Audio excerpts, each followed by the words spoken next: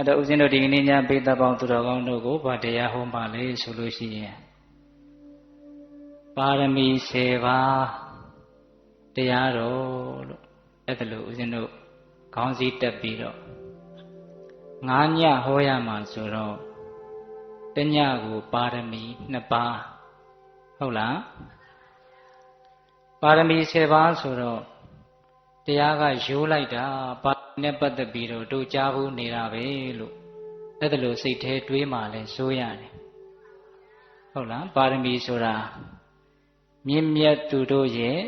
အလုံးလို့ပိဿပေါင်းသူတော်ကောင်းတို့အလုံးသဘောပေါက်ကြတယ်နော်အဲ့ဒီပါရမီ7ပါးကိုတညလျင်ပါရမီ2ပါးနှုံးဖြင့်ဦးဇင်းတို့ဘုရားရှင်ကိုတော်မြတ်ကြီးဗုဒ္ဓဝင်ပါဠိတော်မှာဟောကြားတော်မူခဲ့တဲ့တရားဂါထာတွေကိုအခြေခံမယ်ပြီးတော့ဦးဇင်းတို့မင်းကွန်းစတော်ဘုရားကြီးရေးသားတော်မူခဲ့တဲ့မဟာဗုဒ္ဓဝင်ကျမ်းတွေကပါရမီတော်ကံကိုဖွင့်ထားတဲ့မင်းကွန်းစတော်ဘုရားကြီးရဲ့အဆုံးအမတရားဒေသနာတွေကိုအမိပြုပြီးတော့ပိဿပေါင်းသူတော်ကောင်းတို့ကိုပါရမီနဲ့ပတ်သက်ပြီးတော့9ညစာဆိုတော့တော်တော်လေးကြည်ကြည်ပြန့်ပြန့်သိသွားကြလိမ့်မယ်လို့ထင်ပါတယ်ဟုတ်လားပါရမီ10ပါးဘာတွေလဲဒါကိုပိဿပေါင်းသူတော်ကောင်းတို့အလုံးသိကြပြီးသားပါဘယ်လိုရည်ရွယ်ချက်နဲ့ပြောချင်တာလဲဆိုတော့ပါရမီဆိုတော့ဘုရားလောင်းတော်ကြီးတွေသိသားလင်းရင်ဘုရားဖြစ်ဖို့ပါရမီဖြည့်ကြရတာလို့ဘုရားလောင်းတဲ့ပါရမီကိုတွဲပြီးတော့မှတ်ထားတတ်ကြတယ်နော်တကယ်တမ်းကတော့ပါရမီဆိုတာပရမဏံကမ္မံပါရမီမြင့်မြတ်သူတို့ရဲ့အလုတ်ကိုပါရမီလို့ခေါ်တာဟုတ်လေရဘယ်သူရဲ့အလုတ်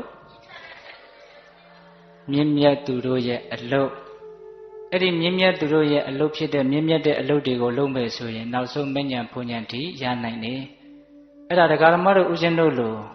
တာမန်ပုထုဇဉ်နေနေ့စဉ်နေထိုင်ကျင့်သုံးနေရတဲ့ဘဝမှာပါရမီ10ပါးကိုထိုက်တဲ့လို့ချပြီးတော့ကျင့်သုံးလို့ရတယ်ဆိုတာလေးရှင်းရှင်းလင်းလင်းသဘောပေါက်စေခြင်းလို့ပါရမီ10ပါးတရားတော်တဲ့ဒီကနေ့ညတော့ဦးဇင်းတို့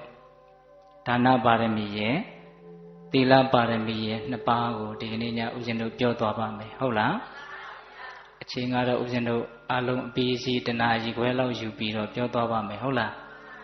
တခါမှဦးဇင်းဒီလိုပါရမီ10ပါးကိုတည2ပါးနှုံးနဲ့မဟောဘူးအဲ့ဒါဦးဇင်းပြောမယ်လို့ရည်ရွယ်ထားတာနဲ့အချိန်နဲ့အံကိုက်ဖြစ်ပါမလားဆိုတာလေးနည်းနည်းစဉ်းစားပြီးတော့ပြောရမယ်ဟုတ်လားအဲ့ဒီတော့ဦးဇင်းတို့ဒီတရားတော်ကိုမဟောကြားသေးခင်မနာကြသေးခင်မှာတရားတော်အလုံးကိုဟောကြားတော်မူခဲ့တဲ့ဘုရားရှင်ကိုယ်တော်မြတ်ရဲ့အင်မတန်အေးချမ်းကြည်လင်တော်မူတဲ့မဟာကရုဏာကိုသိစေအားတရားလုံးစုံကိုသိတော်မူမြင်တော်မူတဲ့သဗ္ဗညုတဉာဏ်ဒီဟုသောပညာကို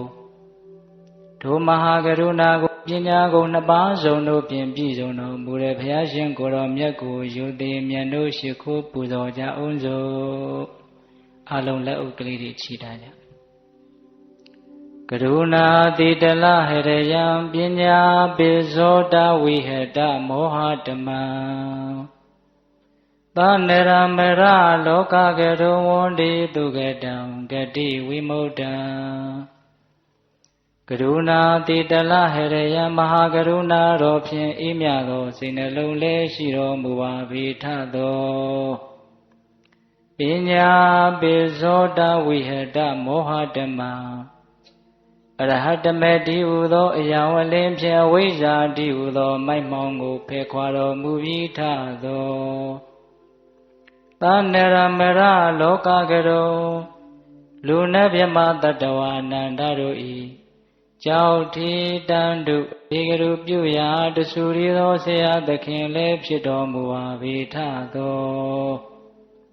ဂတိဝိမု ddံ ဒေဝမနုဿနိရယနှင့်ပေတတလိษံလာကြရှိ9တန်သောဂတိတို့မှလီအထူးသဖြင့်ကင်းလွတ်တော်မူပြီးထသောသူကတံတတ္တဝါတို့အားအကျိုးများကြောင့်ဟုတ်မှန်သောစကားကောင်းကိုသာမြတ်ဆိုတော်မူပါ၏ထသော ဗုဒ္ဓံသစ္စာလေးရတရားမြတ်ကိုလက်ပေါ်တင်တာဗရမ ्या ကဲ့သို့ပြတ်သားထင်သိမြင်ပေတတ်ဘုရားရှင်ကိုယ်တော်မြတ်ကြီးကိုမေယံတရားဟောပုဂ္ဂိုလ်တရားနာပုဂ္ဂိုလ်ခေါ်ဆိုပညတ်ပရမတ်မှာမူယုံနာနှပြဖြစ်ကြပါသောဘုရားတပည့်တော်တို့သည်ဝဏေဝနာမှာကာယဝစီမနောချီ၍သုံးလီဒွါရပနာမဖြင့်ဒုက္ခယုကျိုးလက်ဆုံမိုးကရှိခိုးဥညွတ်ပါ၏မြတ်စွာဘုရား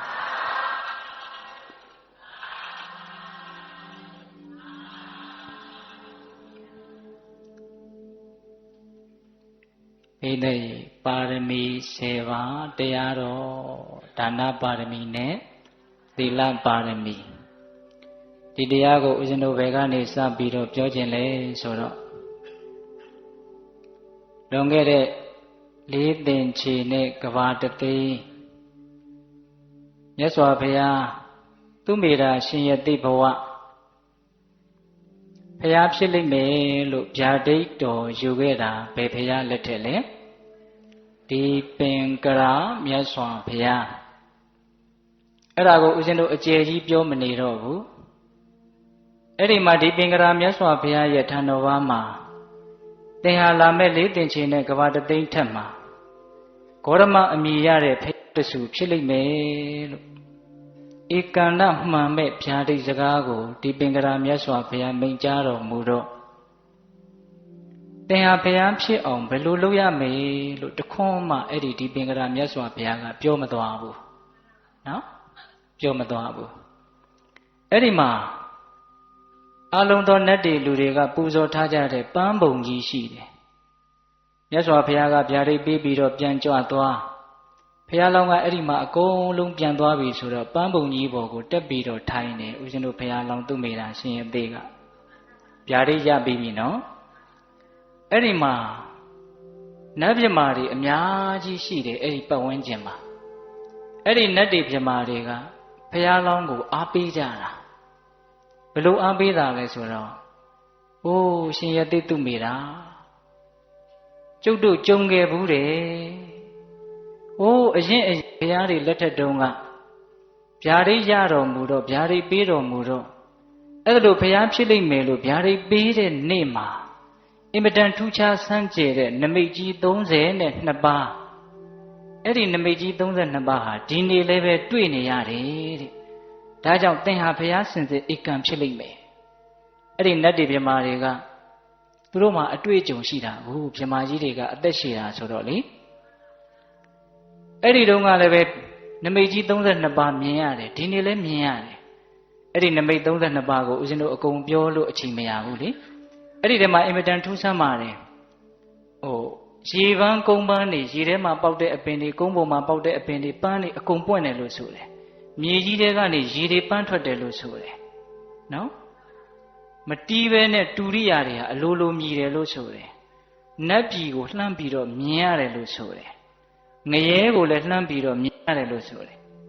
အဲ့ဒီမှာဦးဇင်းစိတ်ဝင်စားတာလေးကဘာလဲဆိုတော့အဲ့ဒီဗျာဒိတ်ရတဲ့နေ့မှာလူတွေရဲ့တန်တန်မှာရောင်ရဲတင်းတိမ်တဲ့တရားထင်ရှားရှိတယ်တဲ့ဒီပြင်အချိန်တွေမှာကိုယ်အာယုန်နဲ့ကိုမရောင်ရဲနိုင်ကြဘူးလူသားတွေဟာဒါပေမဲ့အဲ့ဒီဗျာဒိတ်ယူတဲ့နေ့မှာတော့လူတွေရဲ့စိတ်ထဲမှာဘာဖြစ်နေတော့ရောင်ရဲတဲ့စိတ်တန်တုဋ္ဌိတရားကျဉ်းပ်ပြီးတော့နေတာအဲ့ဒါကိုနတ်တွေကသူတို့တကိုးနဲ့လူတွေရဲ့စိတ်ကိုသိတာဟုတ်လားနောက်တစ်ခုဦးဇင်းတို့အံ့ဩစရာကောင်းတာကဒီပြင်နေဆိုရင်လူတွေဟာຢာကဒေါသမောဟတွေနဲ့အင်မတန်တောင်းကျမ်းပြီးတော့နေတာတဲ့အဲ့ဒီနေ့မှာတော့ຢာကဒေါသမောဟဆိုတဲ့မကောင်းတဲ့တရားတွေကင်းရှင်းပြီးတော့လူတွေရဲ့စိတ်မှာတန့်ရှင်းကြည်လင်ပြီးတော့နေတာတဲ့အံ့ဩစရာမကောင်းဘူးလားတစ်ချိန်ချိန်မှာဘုရားဖြစ်မဲ့ပုဂ္ဂိုလ်တယောက်ကိုသင်ဘုရားဖြစ်လိမ့်မယ်လို့ဏိဒံပူခြင်းကလေးက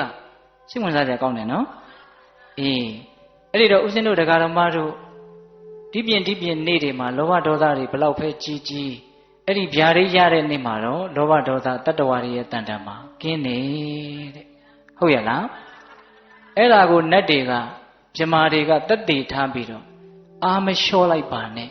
ကြိုးစားပါအာထုတ်ပါသင်ဟာတေချာပေါက်ဖျားဖြစ်လိမ့်မယ်လို့ နတ်တိပြမာတွေကလာပြီးတော့အားပေးတာအဲ့ဒီလိုအားပေးတော့ဘုရားလောင်းကလည်းအားတွေဖြစ်ပြီးတော့နောင်လာမဲ့လေးသင်ချင်းတဲ့ကဘာတသိန်းမှာဖြစ်မဲ့ဘုရားကိုအခုပဲလက်ပေါ်မှာရောက်နေတဲ့ပစ္စည်းတစ်ခုလို့အခုပဲဘုရားဖြစ်တော့မှာလို့သူ့ရဲ့စိတ်ထဲမှာအဲ့ဒါလိုထင်ပြီးတော့နော်အဲ့ဒီမှာနတ်တိပြမာတွေရဲ့ကြားထဲမှာပဲဘုရားလောင်းကဟုတ်ပြီဘုရားတွေပြောတဲ့စကားဆိုတာမှားယွထုံးစံမရှိကောင်းငင်ကိုပြစ်လိုက်တဲ့ခဲဟာတေချာပေါက်မြေကြီးပေါ်ကိုပြန်ကျသလိုမျိုးထွက်လာတဲ့နေဟာဝင်ရသလိုမျိုးတေချာပေါက်ဧကန္တမှန်တဲ့စကားကိုဗျာဒိတ်လို့ဒီလိုခေါ်တာဟုတ်လားအဲ့ဒါကြောင့်ငါဟာတေချာပေါက်ဘုရားဖြစ်မှာပဲလို့အဲ့ဒီမှာသူ့မိသားရှင်ရင်တေကပန်းပုံကြီးပေါ်မှာထိုင်ရင်းနဲ့ငါဘုရားဖြစ်မှာတော့ဟုတ်ပါပြီဘုရားဖြစ်အောင်ငါဘယ်လိုကျင့်ရပါမတုံးလို့စဉ်းစားတယ်တဲ့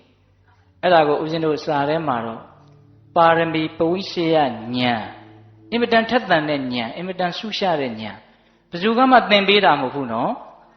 သင်ဟာဘုရားဖြစ်ခြင်းလို့ရှိရင်ဒီလိုလှုပ်လို့ဘယ်သူကမှလည်းနီး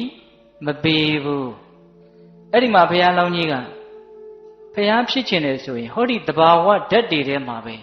ဘုရားဖြစ်စေတဲ့တရားကိုရှာမှဖြစ်မယ်လို့အဲ့ဒါလိုစဉ်းစားရင်းနဲ့သူ့ရဲ့ဉာဏ်ထဲမှာပထမဥစွာ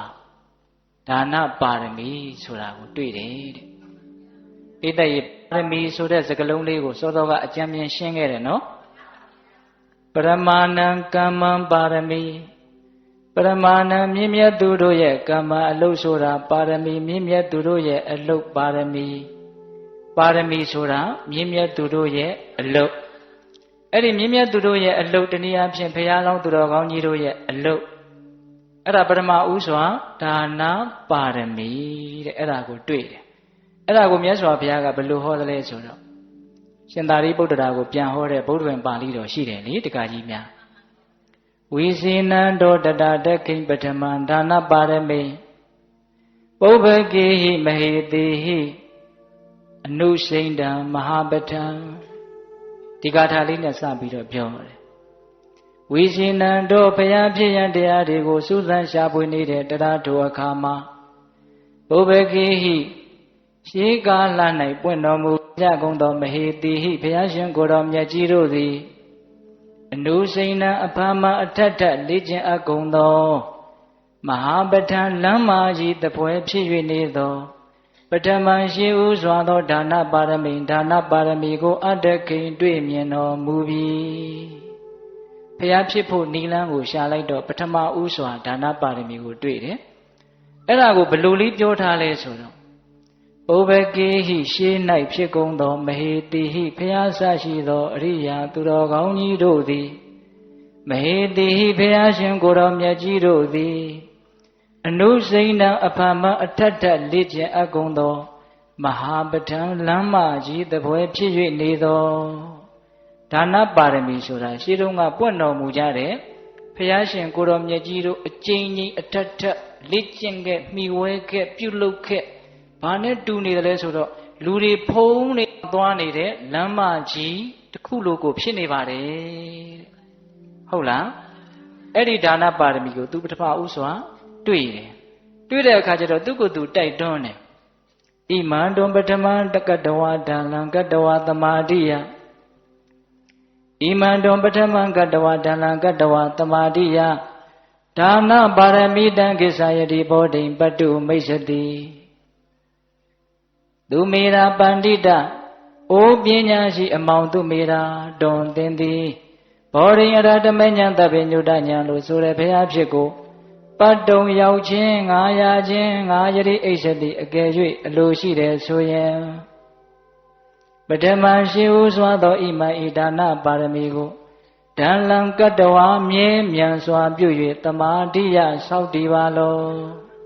ဒါနပါရမီဒါနပါရမီကိုကိစ္စပရိပူရိဟိဖြည့်စည်းပါလောကိုပညာရှိတဲ့အမောင်သူမေတာသင်ဟာတကယ်လို့ဘုရားအဖြစ်ကိုအလိုရှိတယ်ဆိုရင်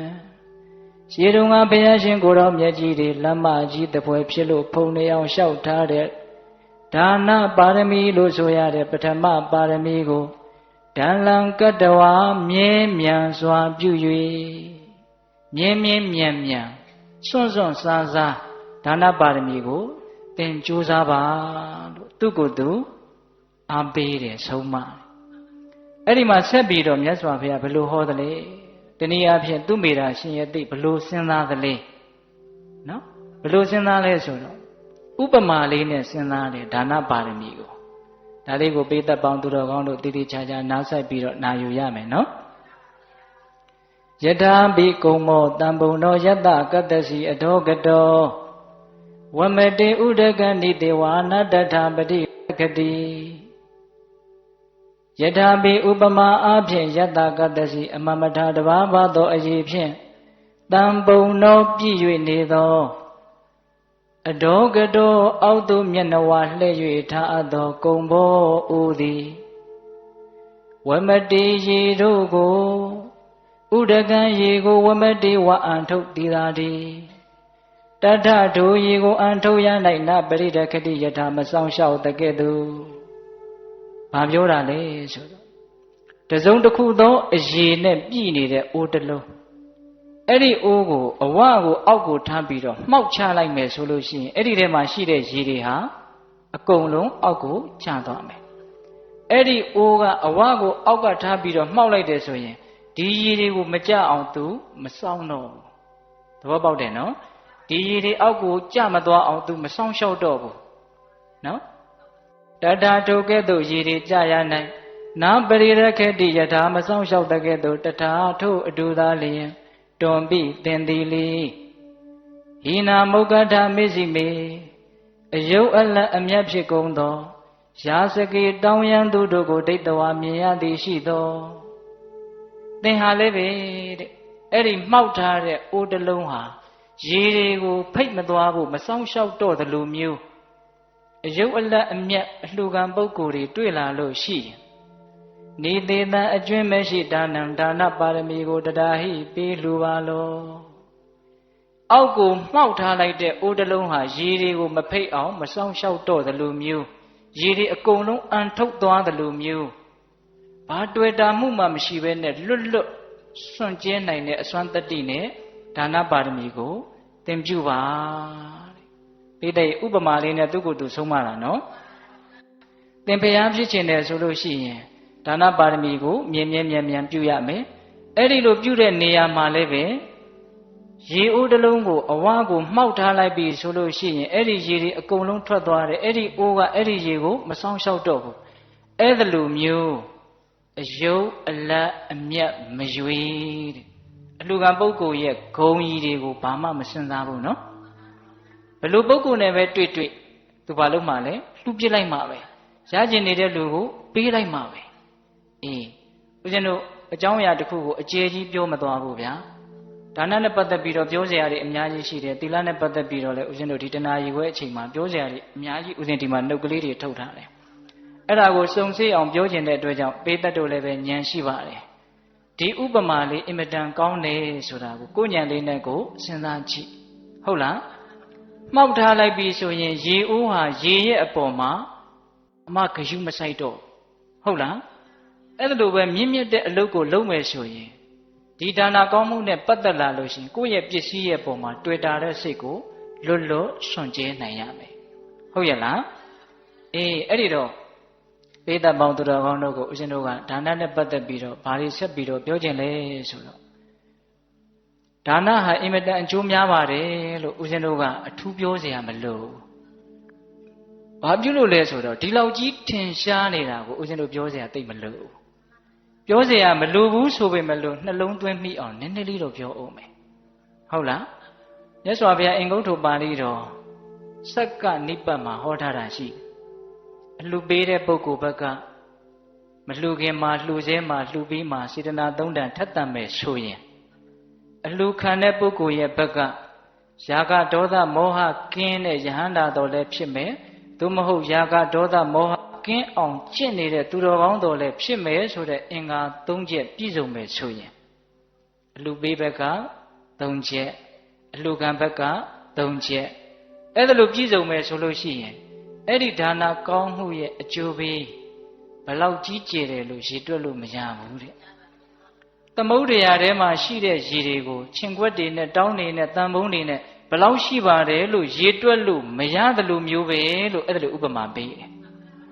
အဲ့ဒါဒါနနဲ့ပတ်သက်ပြီးတော့အကျိုးများဖို့အမြတ်ပေါ့နော်အဲ့ဒီတော့ဒီလောက်အကျိုးများတဲ့ဒါနကိုဉာဏ်ရှိတဲ့လူတွေမြင့်မြတ်တဲ့အလုပ်ကိုစိတ်ဝင်စားတဲ့လူတွေဟာလုပ်ကြရမယ်ဟုတ်ရဲ့လားအဲ့ဒီလိုလုပ်တဲ့နေရာမှာလုပ်တတ်ဖို့လိုတယ်ပိဋကဘာလုပ်ဖို့လိုတယ်လုပ်တတ်ဖို့လိုတယ်ဗျဗမာစကားပုံတစ်ခုရှိတယ်နော်အစင်မတတ်တော့ဆန်းလျက်နဲ့မလှဟုတ်လားအငင်မတတ်တော့ပန်းလျက်နဲ့မရစိတ်ကောင်းစိတ်မြတ်တွေလည်းရှိတယ်လှုပ်လဲလှုပ်ခြင်းနဲ့ဒါပေမဲ့မလှုပ်တတ်တော့အလွဲတွေဖြစ်ပြီးတော့အကျိုးတွေနဲတာဝမ်းနည်းစရာမကောင်းဘူးလားဒါကြောင့်ဒါနနဲ့ပတ်သက်ပြီးတော့တတိထားစရာလေးတွေစိတ်ဝင်စားစရာလေးတွေကိုဦးဇင်းတို့ကဆက်ပြီးတော့ပြောခြင်းအဲ့တော့ဒါနနဲ့ပတ်သက်ပြီးတော့ဦးဇင်းတို့မဟာဗုဒ္ဓဝင်ကျမ်းကိုပြုစုတော်မူတဲ့မင်းကုန်းဆရာဘုရားကြီးအကျယ်ကြီးရေးထားတယ်စာမျက်နှာ100နီးပါးလောက်ရှိအဲ့ဒီတဲကနေပေးသက်ပေါင်းသူတော်ကောင်းတို့နဲ့ဒီအချိန်လေးတွင်မှာတင့်တော်တယ်လို့လေဦးဇင်းကပြောသွားခြင်းဒါနဟာတဲ့အစ္စတိကဒါနဘာဟိတဒါနလို့2မျိုးရှိတယ်တဲ့နော်အစ္စတိကဒါနဆိုတာဒီခန္ဓာကိုယ်ရဲ့ကအသွေးတွေအသားတွေအင်္ဂါအစိတ်ပိုင်းတွေကိုထုတ်ပြီးတော့လှူတာဘာဟိတဒါနဆိုတာကပြင်ဘက်ကကိုပိုင်ဆိုင်တဲ့ပစ္စည်းတွေကိုယ့်ရဲ့ဆွေမျိုးတွေအတိုင်းဝိုင်းတွေပေါ့နော်ပြင်ဘက်ကအရာတွေကိုလှူတာအဲ့ဒီမှာဘာဟိတဒါနတဲ့အစ္စတိကဒါနကမြတ်တယ်ဟုတ်လားဦးဇင်းတို့ဝေတန်နေရမင်းသားလေးငယ်ငယ်လေးတွေကစပြီးတော့လှူခြင်းနဲ့ကလေးလေးတွေကစသူ့ခမဲတော်ကဆွဲပေးတဲ့ဆွဲပြားလေးကိုချွတ်ပြီးတော့အထင်းတော်ကိုပြီးပြစ်တာနော်ဟုတ်လားအဲ့တော့ तू နည်းနည်းလေးကြီးလာတော့ तू ကဘယ်လိုစဉ်းစားတော့ဆိုတော့ပြင်ဘက်ကအရာတွေပေးရတာအားမရပါဘူးတကယ်လို့မြန်တစုံတစ်ယောက်ကငါရဲ့ခေါင်းကိုရကျင်တယ်လို့ပြောရင်ငါဖြတ်ပြီးတော့ပေးလိုက်မှာပဲအဲ့လိုစဉ်းစားတယ်လေအော်ဖို့ကောင်းတယ်နော်တစုံတစ်ယောက်ကငါရဲ့နှလုံးသားကိုလိုချင်တယ်ဆိုရင်ထုတ်ပြီးတော့ငါပေးမှာပဲတစုံတစ်ယောက်ကမင်းငါအိမ်ကိုကျွန်ခံဖို့လိုက်ခဲ့လို့ခေါ်ရင်ငါလိုက်သွားမှာပဲအဲ့လိုစဉ်းစားတယ်လေအဲ့ဒီလိုလဲစဉ်းစားလိုက်တော့မြေကြီးကလှုပ်တယ်တဲ့အစ္စတိကဒါနပြုမယ်လို့စဉ်းစားတဲ့ဓာန်ကိုမြေကြီးမခံနိုင်ဘူးဒါလေးကိုပြောချင်တာနော်အစ္စတိကဒါနသည်ဘာဟိတဒါနတဲ့ဒီလောက်နဲ့တော်ရအောင်နော်နောက်ထပ်ဒါနတစ်မျိုးအဲ့ဒါဘာလဲဆိုတော့အာမိတဒါနရဲ့ဓမ္မဒါနရဲ့အာမိတဆိုတာပစ္စည်းဥစ္စာအသုံးအဆောင်တွေကိုအာမိတအဲ့ဒါတွေကိုလှူတာအာမိတဒါနပေါ့နော်ဓမ္မဒါနဆိုတာကတရားအသိဉာဏ်ရဖို့လှူတာအာမိတဒါနထက်ဓမ္မဒါနသည်အစာပေါင်းများစွာမြတ်တယ်ဟုတ်လားဘာကြောင့်လဲဆိုတော့အာမိတပစ္စည်းတို့ကြောင့်ဖြစ်လာတဲ့ချမ်းသာနဲ့ဓမ္မတရားကြောင့်ဖြစ်လာတဲ့ချမ်းသာဟာဘယ်လိုမှမနှိုင်းတာအောင်ကြွာချလို့ဟုတ်ရဲ့လားဒါကြောင့်ဓမ္မဒါနကိုလည်းကြိုးစားပြီးတော့ပြုကြရအဲ့တော့ဓမ္မဒါနဆိုတာဦးဇင်းတို့ရှင်းရှင်းပြောရရင်အသိဉာဏ်ကိုလှူတာပါပဲဟုတ်ရဲ့လားအဲ့ဒီလိုအသိဉာဏ်ကိုလှူတဲ့အလှူဟာအင်မတန်ကြီးကျယ်တယ်ကိုယ်တိုင်သူများကိုမဟောနိုင်မပြောနိုင်ဘူးဆိုရင်စာအုပ်တွေဘာတွေဝယ်ပြီးတော့လှူခွေတွေဘာတွေဝယ်ပြီးတော့လှူအဲ့ဒါဓမ္မဒါနဖြစ်အဲ့ဒါမင်းကွန်းစတော်ကြီးကဘယ်လိုရှင်းပြလဲဆိုတော့အဲ့ဒါဓမ္မဒါနဖြစ်တယ်တဲ့ကိုယ်တိုင်ဆေးမကုတတ်လို့ဆေးမပေးနိုင်ပင်မလို့ဆေးနီးကလေးပေးလိုက်တယ်ဆိုရင်လည်းဆေးကိုပေးတယ်လို့ပါပဲတဲ့စာအုပ်စာတမ်းတွေလှူရတာကိုပြောတာဟုတ်လားဒါကြောင့်အာမိတဒါနတဲ့ဘယ်ဒါနကမြတ်တယ်ဓမ္မဒါနကမြတ်တယ်တဖြည်းဖြည်းနဲ့စိတ်ဝင်စားရကောင်းလာပြီနော်နောက်ထပ်2မျိုးတွဲလာမယ်အဲ့ဒါပါလဲဆိုတော့သာဝိဇ္ဇဒါနနဲ့အနဝိဇ္ဇဒါနပြောကြည့်စမ်းပါဗျာသာဝိဇ္ဇဒါနဆိုတာကအကုသိုလ်တွေခြံရံပြီးတော့အပြစ်နဲ့တကွဖြစ်တဲ့အလှူအနဝိဇ္ဇဒါနဆိုတာကအကုသိုလ်မခြံရံဘဲနဲ့အပြစ်ကင်းတဲ့အလှူအပြစ်ရှိတဲ့အလှူဆိုတော့ပေတတ်တို့ကသဘောပေါက်ပါပြီငါအလှူမှာဝက်ကဘလောက်ကြက်ကဘလောက်ဆိုရင်အဲ့ဒါပါလေအပြစ်ရှိတဲ့အလှူနော်ငါလှူနိုင်တယ်အဲ့ဒီလူသိမ့်မလှူနိုင်ဘူးလို့မာနတွေနဲ့လောဘတွေနဲ့ခြံရံနေအဲ့ဒါဘာဖြစ်တယ်အပြစ်ရှိတယ်နော်အပြစ်တွေအကုသိုလ်တွေနဲ့ခြံရံထားတဲ့အလှူအဲ့ဒီအလှူတဲ့အပြစ်ကင်းတဲ့အကုသိုလ်မခြံရံမဲနဲ့လှူတဲ့အလှူကပို့ပြီးတော့မြတ်တယ်အဲ့ဒီနေရာမှာပေးတတ်တို့ကိုတတိပေးတရားလေးတစ်ခု နားလေတဲ့ကောင်းတာလေးတစ်ခုဦးဇင်းတို့ပြောချင်တာကဘာလဲဆိုတော့မင်းကုန်းစတော်ကြီးရဲ့ကျေးဇူးပေါ့တာဝိဇ္ဇဒါနကုသိုလ်ရှင်နေတနည်းအားဖြင့်ဒါနပြုတဲ့နေရာမှာအကုသိုလ်တွေအများကြီးဖြစ်အောင်လုပ်ပြီးတော့ဒါနပြုတဲ့လူတွေဟာတဲ့ဖြစ်လျာဘဝပစ္စည်းတော့ပေါ်တယ်ဒါပေမဲ့အဲ့ဒီပစ္စည်းကဘလို့ပေါ်တာလဲဆိုတော့အကုသိုလ်လုပ်ငန်းထဲမှာပစ္စည်းပေါ်တတ်တယ်တဲ့လှုပ်တုံးကအကုသိုလ်တွေခြံရံပြီးတော့လှုပ်တဲ့အတွက်ကြောင့်သူလူဖြစ်လာပြီဆိုရင်ကောင်းတာလုပ်ရင်သူအကျိုးမပေးဘူးစိတ်ဝင်စားတယ်ကောင်းတယ်နော်ကံတွေကမကောင်းတာလုပ်ရင်သူအင်မတန်အကျိုးပေးတယ်ဘာလို့သူ့မှာအင်မတန်အောင်မြင်တယ်အဲ့ဒီလိုမကောင်းတဲ့လုပ်ငန်းတွေနဲ့အောင်မြင်နေအကြီးပွားတယ်ဆိုတဲ့လူတွေဟာအရင်ဘဝတုန်းကတာဝိဇ္ဇဒါနကုသိုလ်ရှင်နေလို့ခံမှန်းလို့ရတယ်အဲ့တော့ဒီဘဝအကျိုးပေးနေတာဆိုတော့ကိုကမပြစ်နိုင်ဘူးဒီလုပ်ငန်းကြီးမကောင်းမှလည်းသိတယ်ဒါပေမဲ့အကျိုးပေးနေတာဆိုတော့မပြစ်နိုင်ဘူးကြားလေးနစ်သွားတဲ့သဘောကြောက်เสียမကောင်းဘူးလားကြောက်เสียကောင်းတယ်နော်ဒါကြောင့်တာဝိဇ္ဇဒါနတဲ့အနာဝိဇ္ဇဒါနကမြတ်တယ်ဟုတ်ရဲ့လားအေးနောက်ထပ်တွဲထပ်ပြောမယ်အဲ့ဒါကဘာလဲဆိုတော့ပုဂ္ဂလိကဒါနတဲ့တန်ခိကဒါနကမြတ်တယ်တဲ့ဘိဿတို့စိတ်ကိုဝင်စားလားမသိဘူးပုဂ္ဂလိကဒါနတဲ့တန်ခိကဒါနကမြတ်တယ်တဲ့အသေးစိတ်ရှင်းစရာမလိုဘူးဒီလူတွေဉာဏ်ရှိပြီးသားပုဂ္ဂလိကဒါနဆိုတာကပုဂ္ဂိုလ်ကိုရည်ရွယ်ပြီးတော့ပုဂ္ဂိုလ်ဇွဲနဲ့လှူတာဒီဘုန်းကြီးကိုကြည်ညိုတယ်ဒီလူကိုမေတ္တာရှိတယ်ဒါကြောင့်ဒီလူကိုဒီဘုန်းကြီးကိုပေးမယ်အဲ့ဒါပါလေပုဂ္ဂလိကဒါနတန်ခိကဒါနဆိုတာကပုဂ္ဂိုလ်ကိုမဆွဲဘူးတသာသနာလုံးမှာရှိတဲ့တန်ဃာတွေရဲ့ဂုဏ်အရိယာတန်ဃာရဲ့ဂုဏ်ကိုအာယုံပြုပြီးတော့တန်ဃာဂုဏ်ကိုရည်မှန်းပြီးတော့လှူလိုက်တာအဲ့ဒါကတန်ခိကဒါနအဲ့ဒီမှာတန်ခိကဒါနသည်ပုဂ္ဂလိကဒါနတဲ့အစာပေါင်းများစွာမြတ်တယ်။ကုံရတာချင်းအတူတူနော်အဲ့ဒါကိုစတော်ကြီးကဘယ်လိုရှင်းပြလဲဆိုတော့လှူတဲ့လူမှလည်းပဲငါလှူထားတာကောင်းကောင်းမှသုံးတာဟုတ်ရဲ့လားလို့အဲ့ဒါလို့နောက်ပိုင်းရှုပ်เสียမလို့အလှူခံတဲ့ပုဂ္ဂိုလ်မှလည်းပဲငါ့ကိုဘယ်သူကလှူထားတာလို့ तू စဉ်းစားကြရမလို့ဘူးအလှူရှင်ကိုအားနာကြရမလို့ဘူးတန်ခိကဒါနကြတော့သူကတန်ဃာကိုလှူထားတဲ့ပစ္စည်းသူလည်းပိုင်တယ်ဆိုပြီးတော့သုံးတာရဲတင်းတင်းတန်ရောစင်ပုဂ္ဂလိကဒါနကြတော့အလှူရှင်ကလည်းပဲအလှူခံပေါ်ကိုတန်ရောစင်မပြတ်ဘူးအလှူခံကလည်းသူတို့ကလှူထားရတာဆိုသူတို့မျက်နှာချိနေရတယ်တန်ရောစင်တွေအမြင့်တန်းတယ်နော်တန်ခိကဒါနကြတော့အဲ့ဒါမျိုးမရှိဘူးဒါကြောင့်တန်ခိကဒါနသည်ပုဂ္ဂလိကဒါနတဲ့အများကြီးမြတ်တယ်ကြိုးစားပြီးတော့လုံနိုင်ဖို့လိုတယ်ခုဦးဇင်းတို့တရားတော်မတို့သာသနာတွင်မှာဆိုတော့တန်ဃာတွေနဲ့မကင်းနိုင်ဘူးလှူရင်တော့တန်ဃာတွေပဲများများလှူကြတာပဲလေအဲ့ဒီလိုလှူတဲ့နေရာမှာတန်ခိကဒါနဖြစ်အောင်လှူတတ်ဖို့အရေးကြီးတယ်အဲ့ဒါကိုမင်းကွန်းစတော်ကြီးကဘယ်လိုညွှန်ပြလဲဆိုတော့ဘုန်းကြီးတစ်ပါးပါကိုယ်အိမ်ရောက်လာတယ်တီလာမရှိဘူးလို့သိတယ်ဆိုအောင်တော့တန်ခါကုံကိုရည်မှန်းပြီးတော့လှူရမယ်ဆိုရင်တန်ခိကဒါနဖြစ်တယ်ဟာဒီဘုန်းကြီးတီလာမရှိဘူးလို့သိရတဲ့တပည့်တော်တို့ကတန်ခါကုံကိုဘယ်လိုလုပ်မှန်းတတ်ပါမတုံးလို့အဲ့ဒါလို့မပြောနဲ့အခုဦးဇင်းတို့မြတ်စွာဘုရားကိုရှ िख ိုးနေတာကဖရာအစ်စ်ကိုရှ िख ိုးတာလားရည်မှန်းပြီးတော့ထုလုပ်ထားတဲ့ရုပ်ပွားတော်ကိုရှ िख ိုးတာလားအဲ့ဒါကိုရှ िख ိုးရင်းနဲ့တကယ်စိတ်ထားတဲ့တော့ဖရာအစ်စ်စီတတ်တော်ထင်ရှားမြတ်စွာဘုရားဒီကိုအာယုံရောက်အောင်ရှ िख ိုးနိုင်ရတယ်မဟုတ်လားအေးအဲ့ဒါလိုမျိုးလုပ်တရမယ်တဲ့ဥပမာလေးနဲ့ပြောတာနော်ကိုရှိမှရောက်နေတဲ့တန်ဃာတော်သည်တန်ဃာအားလုံးရဲ့ကိုယ်စား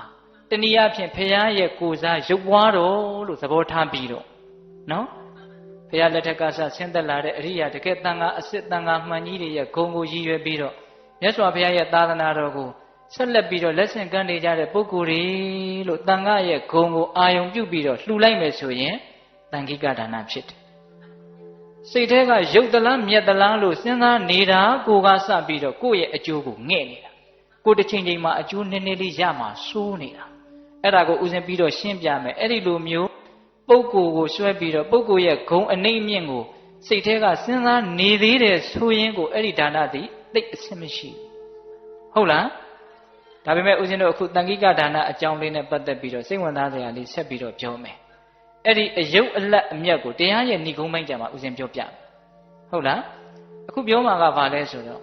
အင်မတန်တော်တဲ့တကာကြီးတယောက်အကြောင်းပြောပြတယ်မြတ်စွာဘုရားလက်ထက်ကဟတ္ထိရွာသားတဲ့ဆင်ရွာပေါ့လေတကြွယ်ရဲ့နာမည်ကဥက္ခအဲ့ဒါမြတ်စွာဘုရားကယဟန်တော်တွေကိုဟောတယ်ချစ်သားတို့ဟတ္ထိရွာသားဥက္ခတကြွယ်ဟာအံ့ဩဖွယ်ကောင်းတဲ့အရှက်ချစ်ချက်နဲ့ပြည့်စုံတဲ့ပုဂ္ဂိုလ်လို့ဒါလေးပြောပြီးတော့မြတ်စွာဘုရားကကဏ္ဍကုတိတွေပြန်ကြွသွားတာအကျေမပြောအဲ့ဒီမှာယဟန်တော်တစ်ပါးကစိတ်ဝင်စားပြီးတော့အဲ့ဒီတက္ကကြီးအိမ်ကိုကြွသွားတာအဲ့ဒီယဟန်တော်ကကြွသွားပြီးတော့တက္ကကြီးတဲ့မြတ်စွာဘုရားကတင့်ကိုဂုဏ်၈ပါးနဲ့ပြည့်စုံတဲ့ပုဂ္ဂိုလ်လို့ဟောတယ်တဲ့တင့်မှာဘယ်လိုဂုဏ်တွေရှိတာတော့ငါ့ကိုပြောပြပါအဲ့ဒီတော့ဥက္ကဋ္ဌကျွယ်ကအရှင်ဘုရားမြတ်စွာဘုရားကတပည့်တော်မှာဂုဏ်၈ပါးနဲ့ပြည့်စုံတယ်ဆိုတာဘာတွေကိုရည်ရွယ်ပြောတယ်တော့တပည့်တော်မသိဘူးတဲ့ဒါပေမဲ့တပည့်တော်ကိုယ်တိုင်သိတဲ့တပည့်တော်ရဲ့ဂုဏ်၈ပါးကတော့ဒီလိုရှိတယ်ဆိုပြီးတော့သူကိုယ်တိုင်ပြောပြအဲ့ဒါဘာလဲဆိုတော့တပည့်တော်ဗျာတဲ့ဥယျာဉ်ထဲမှာတောက်ဆမူးယူပြီးတော့နေတာအဲ့ဒီအချိန်မှာပဲဥယျာဉ်ထဲမှာမြတ်စွာဘုရားကိုတပည့်တော်ပထမဆုံးဖူးရတယ်အဲ့ဒီလိုဘုရားကိုဖူးလိုက်ရတာနဲ့မြင်လိုက်ရယုံမြတ်နဲ့တခါတည်းအမူးတွေတန်းပြေသွားတယ်ဘုရားကိုမြင်တာနဲ့ဘာဖြစ်သွားလဲအမူးတွေအကုန်လုံးပြေပြီးတော့ကြီးကြီးလင်းလင်းဖြစ်သွားတယ်အဲ့ဒါတပည့်တော်ရဲ့ပထမအံ့ဩဖွယ်တဲ့ဘုရားဖူးလိုက်ရတာနဲ့နောက်ဒုတိယအံ့ဩဖွယ်ကဘာလဲဆိုတော့အဲ့ဒီလိုအမူးပြေပြီးတော့ဘုရားရှိတခါတည်းတန်းရောက်တရားနာလိုက်တာနဲ့သောတာပန်တခါတည်းတန်းဖြစ်ပြီးတော့အဲ့ဒီနေရာတွင်တပည့်တော်ဟာဗြဟ္မစရိယပြင်စမတိလကိုတပည့်တော်ဆောက်တည်လိုက်တယ်တဲ့ဗြဟ္မစရိယပြင်စမတိလဆိုတာဘာပြောတာလဲဆိုတော့၅ပါးတိလမှာကာမေတုမိစ္ဆာစာရနေရာမှာအဗြဟ္မစရိယသိက္ခာပုဒ်ကိုထည့်လိုက်တာဒီလောက်ပြောရင်ဒီလူတွေသဘောပေါက်တယ်ဒါပေမဲ့လူငယ်တွေသဘောပေါက်မှဆိုလို့နည်းနည်းပြောမယ်ကာမေတုမိစ္ဆာစာရဆိုတာကကိုမပိုင်တဲ့ကာမမှာမှားယွင်းတာအဗြဟ္မစရိယသိက္ခာပုဒ်ကိုစောင့်ထိန်တာကပိုင်နဲ့မပိုင်တဲ့ကာမနှစ်မျိုးလုံးကိုမမီဝဲတာသဘောပေါက်တယ်နော်အဲ့ဒါသူ့ရဲ့ဒုတိယအံ့ဖွယ်အဲ့ဒါနဲ့သူအိမ်ပြန်လာတယ်အိမ်လေးရောက်တော့သူ့မှာမိန်းမ၄ယောက်ရှိတယ်အဲ့ဒီမိန်းမ၄ယောက်ကိုခေါ်ပြီးတော့နှမတို့ငါကတော့ဒီလိုသိက္ခာပုဒ်တွေစောင့်ထိန်လာတယ်အဲ့ဒီတော့ငါရဲ့အိမ်မှာမောင်လိုနှမလိုနေနိုင်နေဆိုရင်လည်းငါမင်းတို့ကိုစောင့်ရှောက်မယ်နေကြဒါမှမဟုတ်ဒီပြင်အိမ်မိဘအိမ်ပြန်နေတယ်ဆိုရင်လည်းပြန်ကြဒါမှမဟုတ်ဒီပြင်ယောက်ျားတစ်ယောက်ကိုပေးပေးပါဆိုရင်လည်းပေးပေးမယ်ပြောကြိုက်တာအဲ့ဒီလိုပြောတော့အကြီးဆုံးတက္ကမကြီးကသူ့ကိုဘယ်ယောက်ျားကိုပေးပါလို့ပြောတယ်တဲ့အံ့ဩစရာကောင်းတယ်နော်အဲ့ဒါနဲ့အဲ့ဒီဥက္ကဋ္ဌကြီးကအဲ့လိုဆိုသွားအဲ့ဒီဟာကိုသွားခေါ်ကြည့်အိမ်လေးရောက်လာပြီဆိုတော့အဲ့ဒီမိန်းမကိုလက်ဆွဲပြီးတော့ရေသက်ချပြီးတော့တခါတည်းပေးလိုက်တယ်လိုက်သွားဆိုအဲ့ဒီလိုလဲပေးလိုက်တာသူ့စိတ်ထဲမှာဘာမှဖြစ်မလာဘူးတဲ့အဲ့ဒါသူ့ရဲ့တတိယမြောက်အံ့ဩဖွယ်ဟုတ်ရဲ့လားအေးနောက်သူ့ရဲ့လေးဦးမြောက်အံ့ဩဖွယ်ကဘာလဲဆိုတော့သူ့အိမ်မှာရှိတဲ့ပစ္စည်းဥစ္စာတွေကိုတဲ့အဲ့ဒီနေ့ကစပြီးတော့သီလရှိတဲ့သီလဝန္တယဟန်တွေနဲ့ဘုံပစ္စည်းလို့အတူတူသုံးဆွဲပါလေငါဟာလို့သူမထားဘူးအဲ့ဒါနံပါတ်၄သူ့ရဲ့အံ့ဩဖွယ်နောက်နံပါတ်5အံ့ဩဖွယ်ကဘာလဲဆိုတော့ယဟန်တို့တွေနဲ့တွေ့ပြီဆိုရင်သူရိုးရိုးသေးသေးရှစ်ခိုးတယ်တရားဟောတယ်ဆိုရင်လည်းရိုးရိုးသေးသေးနားတယ်တကယ်လို့အဲ့ဒီယဟန်တော်ကတရားမဟောဘူးဆိုရင်သူကအဲ့ဒီယဟန်တော်ကိုတရားဟောတယ်တဲ့ကဲဒကာကြီးတို့လိုက်နာကြရတော့ဒါကတော့ဟုတ်လားဘုန်းကြီးတွေနဲ့တွေ့ရင်ရိုးသေးတယ်တရားဟောရင်တရားနာတယ်တကယ်လို့မဟောဘူးဆိုရင်သူကဟောတယ်တဲ့ဒါလည်းအခြေအနေကြည့်ပြီးတော့လုပ်ကြဟုတ်လားအေးအဲ့ဒါသူ့ရဲ့ပါနဲ့ပြင်စမမြောက်အံ့ဩဖွယ်နောက်6ခုမြောက်အံ့ဩဖွယ်ကဒီနေရာမှာပြောလို့ရင်းပဲအဲ့ဒါဘာလဲဆိုတော့တကြွယ်ကအရိယာပုဂ္ဂိုလ်ဆိုတော့အိမ်မှာတန်ဃာတွေကအမြဲတမ်းကြွတယ်သူကလည်းအမြဲတမ်းလှူတယ်အဲ့ဒီလိုဘုန်းကြီးတွေတန်ဃာတွေကြွလာပြီဆိုရင်နတ်တွေကလာပြောတာတဲ့သူ့ဘာပြောတုံဆိုတော့တကြွယ်ဘယ်ဘုန်းကြီးကတော့လုံးဝသီလမရှိဘူးအဲ့ဒါဒုသီလကြီးဟုတ်လားဘယ်ဘုန်းကြီးကတော့အရိယာဗျာဘယ်သူကတော့သောတာပန်ဘယ်သူကတော့ဇံပင်ညင်ရတယ်အကုန်ပြောတာပြောတော့သူကအဲ့ဒါလည်းမှတ်ထားဒါပေမဲ့အံ့ဩစရာကောင်းတာကအဲ့ဒီဘုန်းကြီးတွေကိုဒုသီလတွေယဟန္တာတွေသူ့စိတ်ထဲမှာဘာမှထူးခြားမှုမရှိဘူးတဲ့လှူတော့ဒီတိုင်းပဲကြည်ကြည်လင်းလင်းလှူလိုက်တာပဲတဲ့အံ့ဩစရာကောင်းတယ်နော်မသိလို့လှူလိုက်တာလားသိရတဲ့သူစိတ်ကိုတပြေးညီတယ်ထားနိုင်တာလားသိရတဲ့ထားနိုင်တာနတ်တွေကလာပြောတာတဲ့ အဲ့ဒါကိုသူကဘာမှမဖြစ်ဘူးအေးစစ်စစ်ပဲအဲ့ဒါလို့ထားနိုင်တာတန်ခိကဟုတ်လားဒီရှိမှရှိနေတာတန်ခါလို့ပဲသူကအာယုံပြုတ်လိုက်တာဘယ်သူတွေဘဝတွေသူ့အရှင်ကပါသူ့ရဲ့စိတ်ဓာတ်ကပါဘာမှမဝေဖန်ဘူးနော်အဲ့ဒီလူရဲ့အည်အသွေးဂုံတွေကိုဘာမှမလိုက်ဖဲနဲ့ဒါတန်ခါပဲတော့ပြီအဲ့ဒါပါလေတန်ခိကဒါနဆုံးအောင်တော့ပြောမယ်နော်9ခုမြောက်နဲ့10ခုမြောက်အံ့ဖွယ်ရှိတယ်9ခုမြောက်ကပါလဲဆိုတော့အဲ့ဒီလိုပဲနတ်တွေကသူ့ကိုလာပြီးတော့ပြောတယ်တဲ့တကြွယ်မြတ်စွာဘုရားထားတဲ့တရားတော်တွေဟာသုခာတတကယ်ကောင်းကောင်းဟောထားတာအကုန်မှန်တာကြီးပဲလို့ပြောတယ်တဲ့အဲ့ဒါလိုပြောတော့တကြွယ်ကအဲ့ဒီနတ်ကိုပြန်ပြောတယ်အရှင်ပြောသည်ဖြစ်စီမပြောသည်ဖြစ်စီဘုရားရဲ့တရားဟာကောင်းကောင်းဟောထားတယ်ဆိုတာငါသိတယ်နတ်ပြောလို့ယုံတာမဟုတ်ဘူးပေါ့ဗျာဆိုလိုတာကအဲ့ဒီမှာသူကဘာဆက်ပြောတုံးဆိုတော့အဲ့ဒီနတ်တွေကိုအဲ့ဒီလိုလဲပြောပြီးရောသူ့ရဲ့စိတ်ထဲမှာငါဟာနတ်နဲ့စကားပြောရတယ်ဆိုပြီးတော့စိတ်ကြီးဝင်တဲ့သဘောစိတ်ပြောင်းလဲတဲ့သဘောတက်ကြွတဲ့သဘောသူ့မှာလုံးဝမရှိဘူးတဲ့အဲ့ဒါသူ့ရဲ့9ခုမြောက်အံ့ဩဖွယ်ဟုတ်လား10ခုမြောက်အံ့ဩဖွယ်ကဘာလဲဆိုတော့အရှင်ဘုရားတဲ့ခုနရဟန်းလေးကိုရှောက်နေတာနော်တပည့်တော်ကမြန်တကယ်လို့မြတ်စွာဘုရားရဲ့အရင်သေသွားတယ်ဆိုလို့ရှိရင်မြတ်စွာဘုရားကဟောဒီဥက္ကတကြွယ်ဟာကာမဘုံကိုတခါပြန်မလာတော့မဲ့ပုဂ္ဂိုလ်လို့ပြောခဲ့မယ်ဆိုလို့ရှိရင်အဲ့ဒါအံ့ဩစရာမရှိပါဘူးတဲ့။ဘာပြုလို့လဲဆိုတော့တပည့်တော်ဟာဩရံဘာကိယတန်ရောရှင်၅ပါးကိုပယ်ထားတဲ့အနာဂံပုဂ္ဂိုလ်ဖြစ်နေလို့ပဲတဲ့။အဲ့ဒါသူတရားတွေကတက်သွားတာသိလား။အေးအဲ့ဒါသူ့ရဲ့အံ့ဖွယ်၈ပါးအဲ့ဒီတော့ပေးသက်ပေါင်းသူတော်ကောင်းတို့အဲ့ဒီဥက္ကတကြွယ်ကြီးတို့ရဲ့နီးကိုမှီပြီးတော့ပုဂ္ဂလိကဒါနထက်မြတ်သောတန်ခိကဒါနဖြစ်အောင်ကြိုးစားရမယ်နောက်ထပ်တခါကြီးတယောက်အကြောင်းပြောပြအောင်မယ်အဲ့ဒါကဇဗုဒိတ်ကျွန်းမှာလို့စာထဲမှာတော့အဲ့လိုပဲပါတယ်အဲ့ဒါသူကဦးဇင်းတို့စေရေးတံမဲပေါ့လေစေရေးတံမဲဆိုတာကြတဲ့ဘုန်းကြီးကိုလှူလိုက်တာလေတခါကြီးတို့သိတယ်နော်အဲ့ဒါတန်ခိကဒါနနော်ဘယ်ဘုန်းကြီးလို့ရည်ရွယ်ပြီးတော့ပြင်တာမဟုတ်မဲကြတဲ့ဘုန်းကြီးကိုလှူလိုက်တာအဲ့ဒါသူကဘုန်းကြီးเจ้าနဲ့လည်းနီးတယ်အဲ့ဒါသူ့အိမ်ကိုဘုန်းကြီးတစ်ပါးကြွလာတယ်အဲ့ဒီဘုန်းကြီးကသူဓာတ်တိအစင်းတိဘုန်းကြီးဖြစ်နေတယ်လုံးဝသီလမရှိတဲ့ပါရတိကကြပြီးသားဒုတိလကြီးသိတယ်ဒါပေမဲ့ဒီကျေကဖျားကိုပြုစုသလိုမျိုးပြုစုတယ်တဲ့စီတွေပါတွေနဲ့ခြေထောက်တွေပါတွေပုတ်တက်ပြီးတော့ဘေးဆွန်တွေပါတွေကောင်းကောင်းကတ်လိုက်တယ်ဘေးကလူတွေလည်းအံ့ဩနေအဲ့ဒါနဲ့အဲ့ဆွန်ကျွေးပဲလည်းပြီးရောနေ့လေရောက်ပြီးညနေဆောင်လေးရောက်ပြီးဆိုတော့အဲ့ဒီဒုတိလကြီးကမနေ့တုန်းကသူ့တီလာပြီးတော့အလှခံတဲ့ဒုတိလကညနေဆောင်တော့ရောက်လာပြီးတော့ကြောင်းပြင်ဖို့အတွက်ဆိုပြီးတော့ပေါက်တူးလာငါအဲ့ဒီတကားစီလာငါတော့တကားကလည်းအဲ့ဒီပေါက်တူးနာမှာအလုပ်တစ်ခုလုပ်နေတော့အဲ့ဒီဘုန်းကြီးကိုအဲ့ဒီပေါက်တူးကိုခြေထောက်နဲ့ကော်ပြီးတော့ပြစ်ပေးလိုက်တယ်တဲ့အဲ့တော့ဘေးကလူတွေကနားမလဲဘလို့တော့မနေ့တုန်းကတော့ဒီဘုန်းကြီးကိုပဲဖျားပြုစုတယ်လို့ပြုစုအခုကြတော့ပေါက်ပြားကိုခြေထောက်နဲ့ကော်ပြီးတော့ပေးလိုက်တာဘာဖြစ်တာ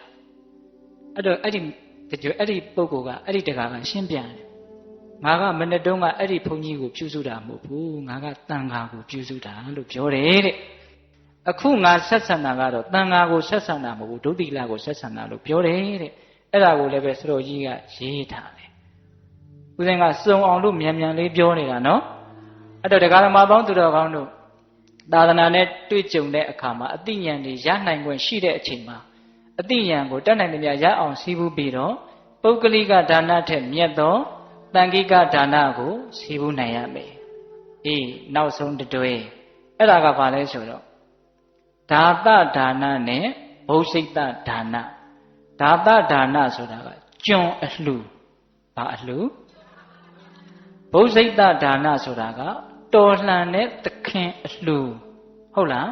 အဲ့ဒါဘာလဲဆိုတော့လှူပြီးတဲ့နောက်ဒီကုသိုလ်ကောင်းမှုနဲ့ငါဘာတွေရကျင်လိုက်တာလို့လူစည်းစိမ်နတ်စည်းစိမ်ဘဝတံပတ္တိဘောဂတံပတ္တိကိုတောင်းတပြီးတော့လှူရင်ဒါသဒါန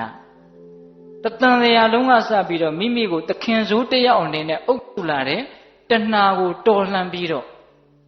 တဏှာကနေလွတ်ရနိဗ္ဗာန်ကိုရကျင်တဲ့စိတ်နဲ့လှူရင်ဘုစိတ္တဒါန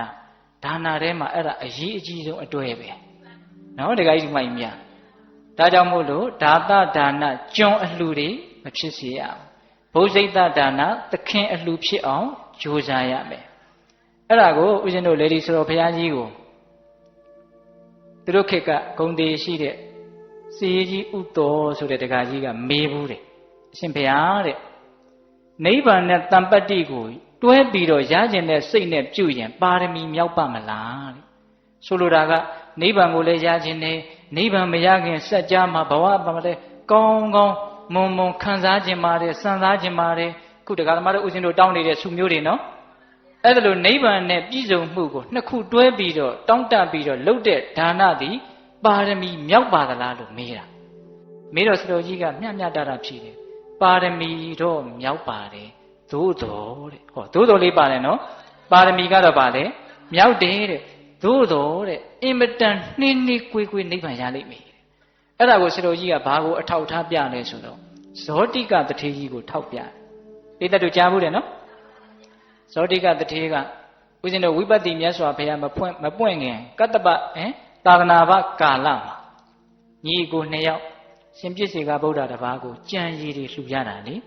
လှူတဲ့အခါကျတော့အကိုဖြစ်တဲ့လူကတော့အရှင်ဘုရားသိတဲ့တရားကိုသိပါရစေဒါပဲဆုတောင်းဇောတိကတထေဖြစ်လာမဲ့ညီကနည်းနည်းပေရှိတယ်အရှင်ဘုရားသိတဲ့တရားကိုသိပါရစေမသိသေးခင်စัจ जा မှာလူစည်းစိမ်နတ်စည်းစိမ်အိုးနောက်ကနေဆက်နေတာအရှိကြီးဟုတ်လားအဲ့ဒါလို့အရှိကြီးဆက်တဲ့အတွက်ကြောင့်ဝိပဿနာမြတ်စွာဘုရားလည်းပွင့်ရောအူကြီးကပွင့်တခါတည်းကျွတ်တန်းဝင်သွားရဟန္တာဖြစ်အဲ့ဒီမှာဇောတိကတထေမကျွတ်ဘူးတထေဖြစ်တာပဲနော်မကျွတ်ဘူးအဲ့ဒါဖယား6ဆူကြော်ပြီးတော့ဦးဇင်းတို့မြတ်စွာဘုရားလက်ထက်ကြတော့မှဇောတိကတထေရဲ့လို့လာပြီးတော့ပွင့်ကျွတ်အဲ့ဒီမှာဦးဇင်းတို့လေဒီစတော်ဘုရားကြီးကဘလို့သုံးတတ်တယ်လဲအဲ့ဒါအင်မတန်အဖို့တန်တယ်ဒါကိုမှတ်ရဘလို့သုံးတတ်တယ်လဲဆိုတော့ဒါနပြုတဲ့နေရာမှာ